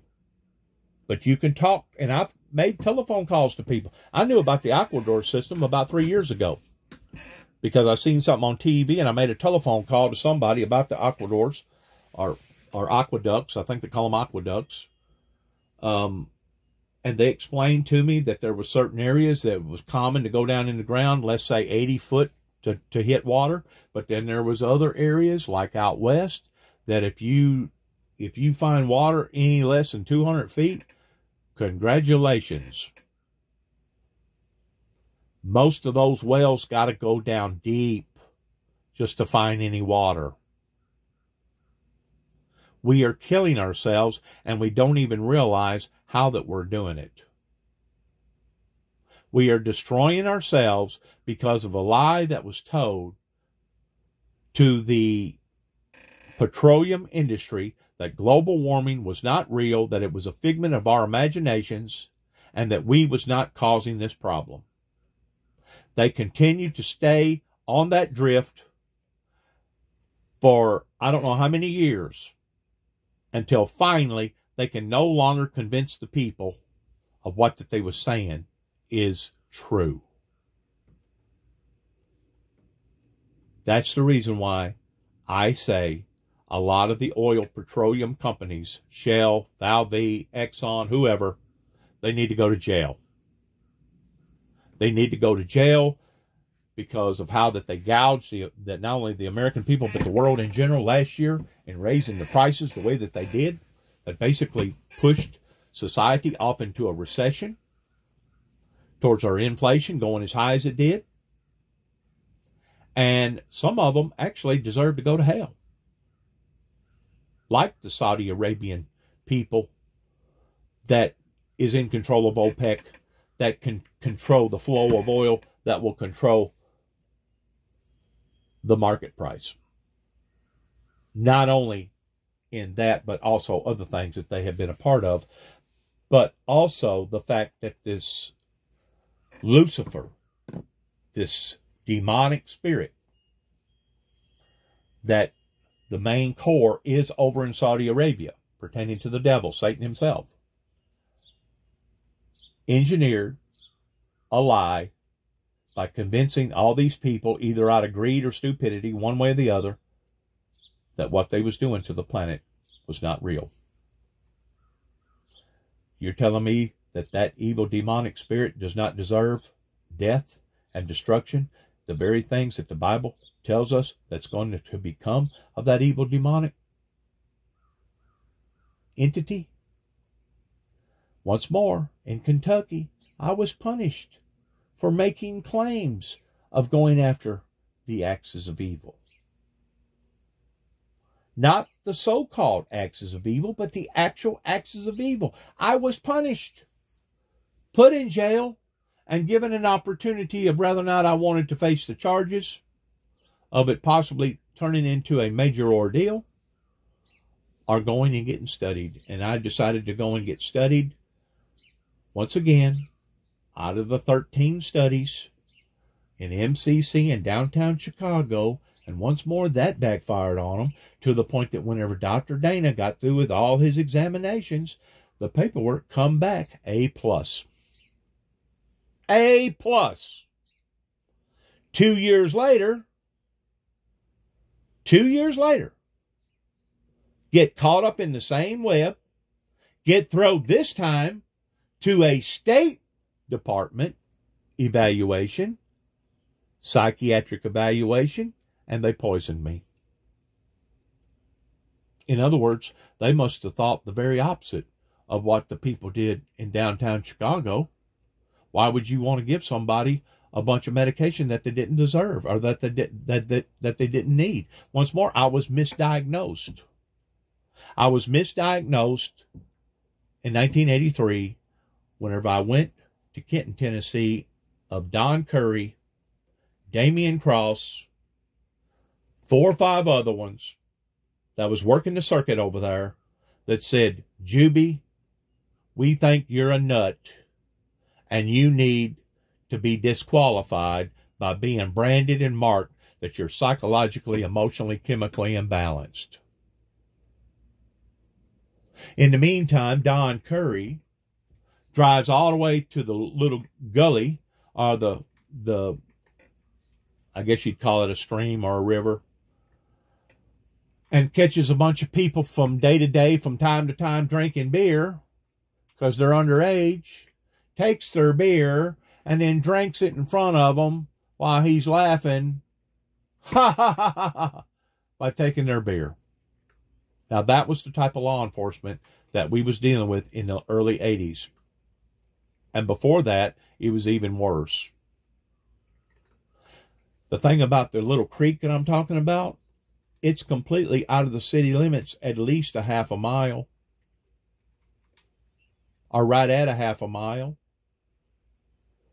And to think that the Kenton police thought that they still had the authority of going out into the county and doing them kids that way, and then turning around and drinking it in front of them, boasting, that right there speaks volumes about the unprofessionalism that's been going on now in the South, especially around here, for quite some times. Let's go forward real quick. Let's go forward. We're just about through with this right here. We want to see if they capture this guy. We want to break through a lot of the drama here. You don't have to hear me talking much anymore.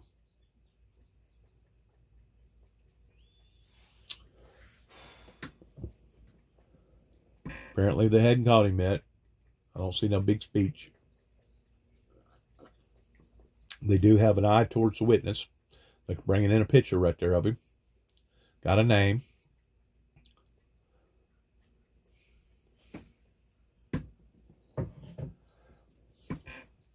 And like I said a while ago, this individual could be associated with some sort of a group. Who knows? The Wild Codys. Some of the groups that they talk about on TV recently. This that you think is a one-man show could actually be a multitude of gang members that's trying to do this and get the community up in arms.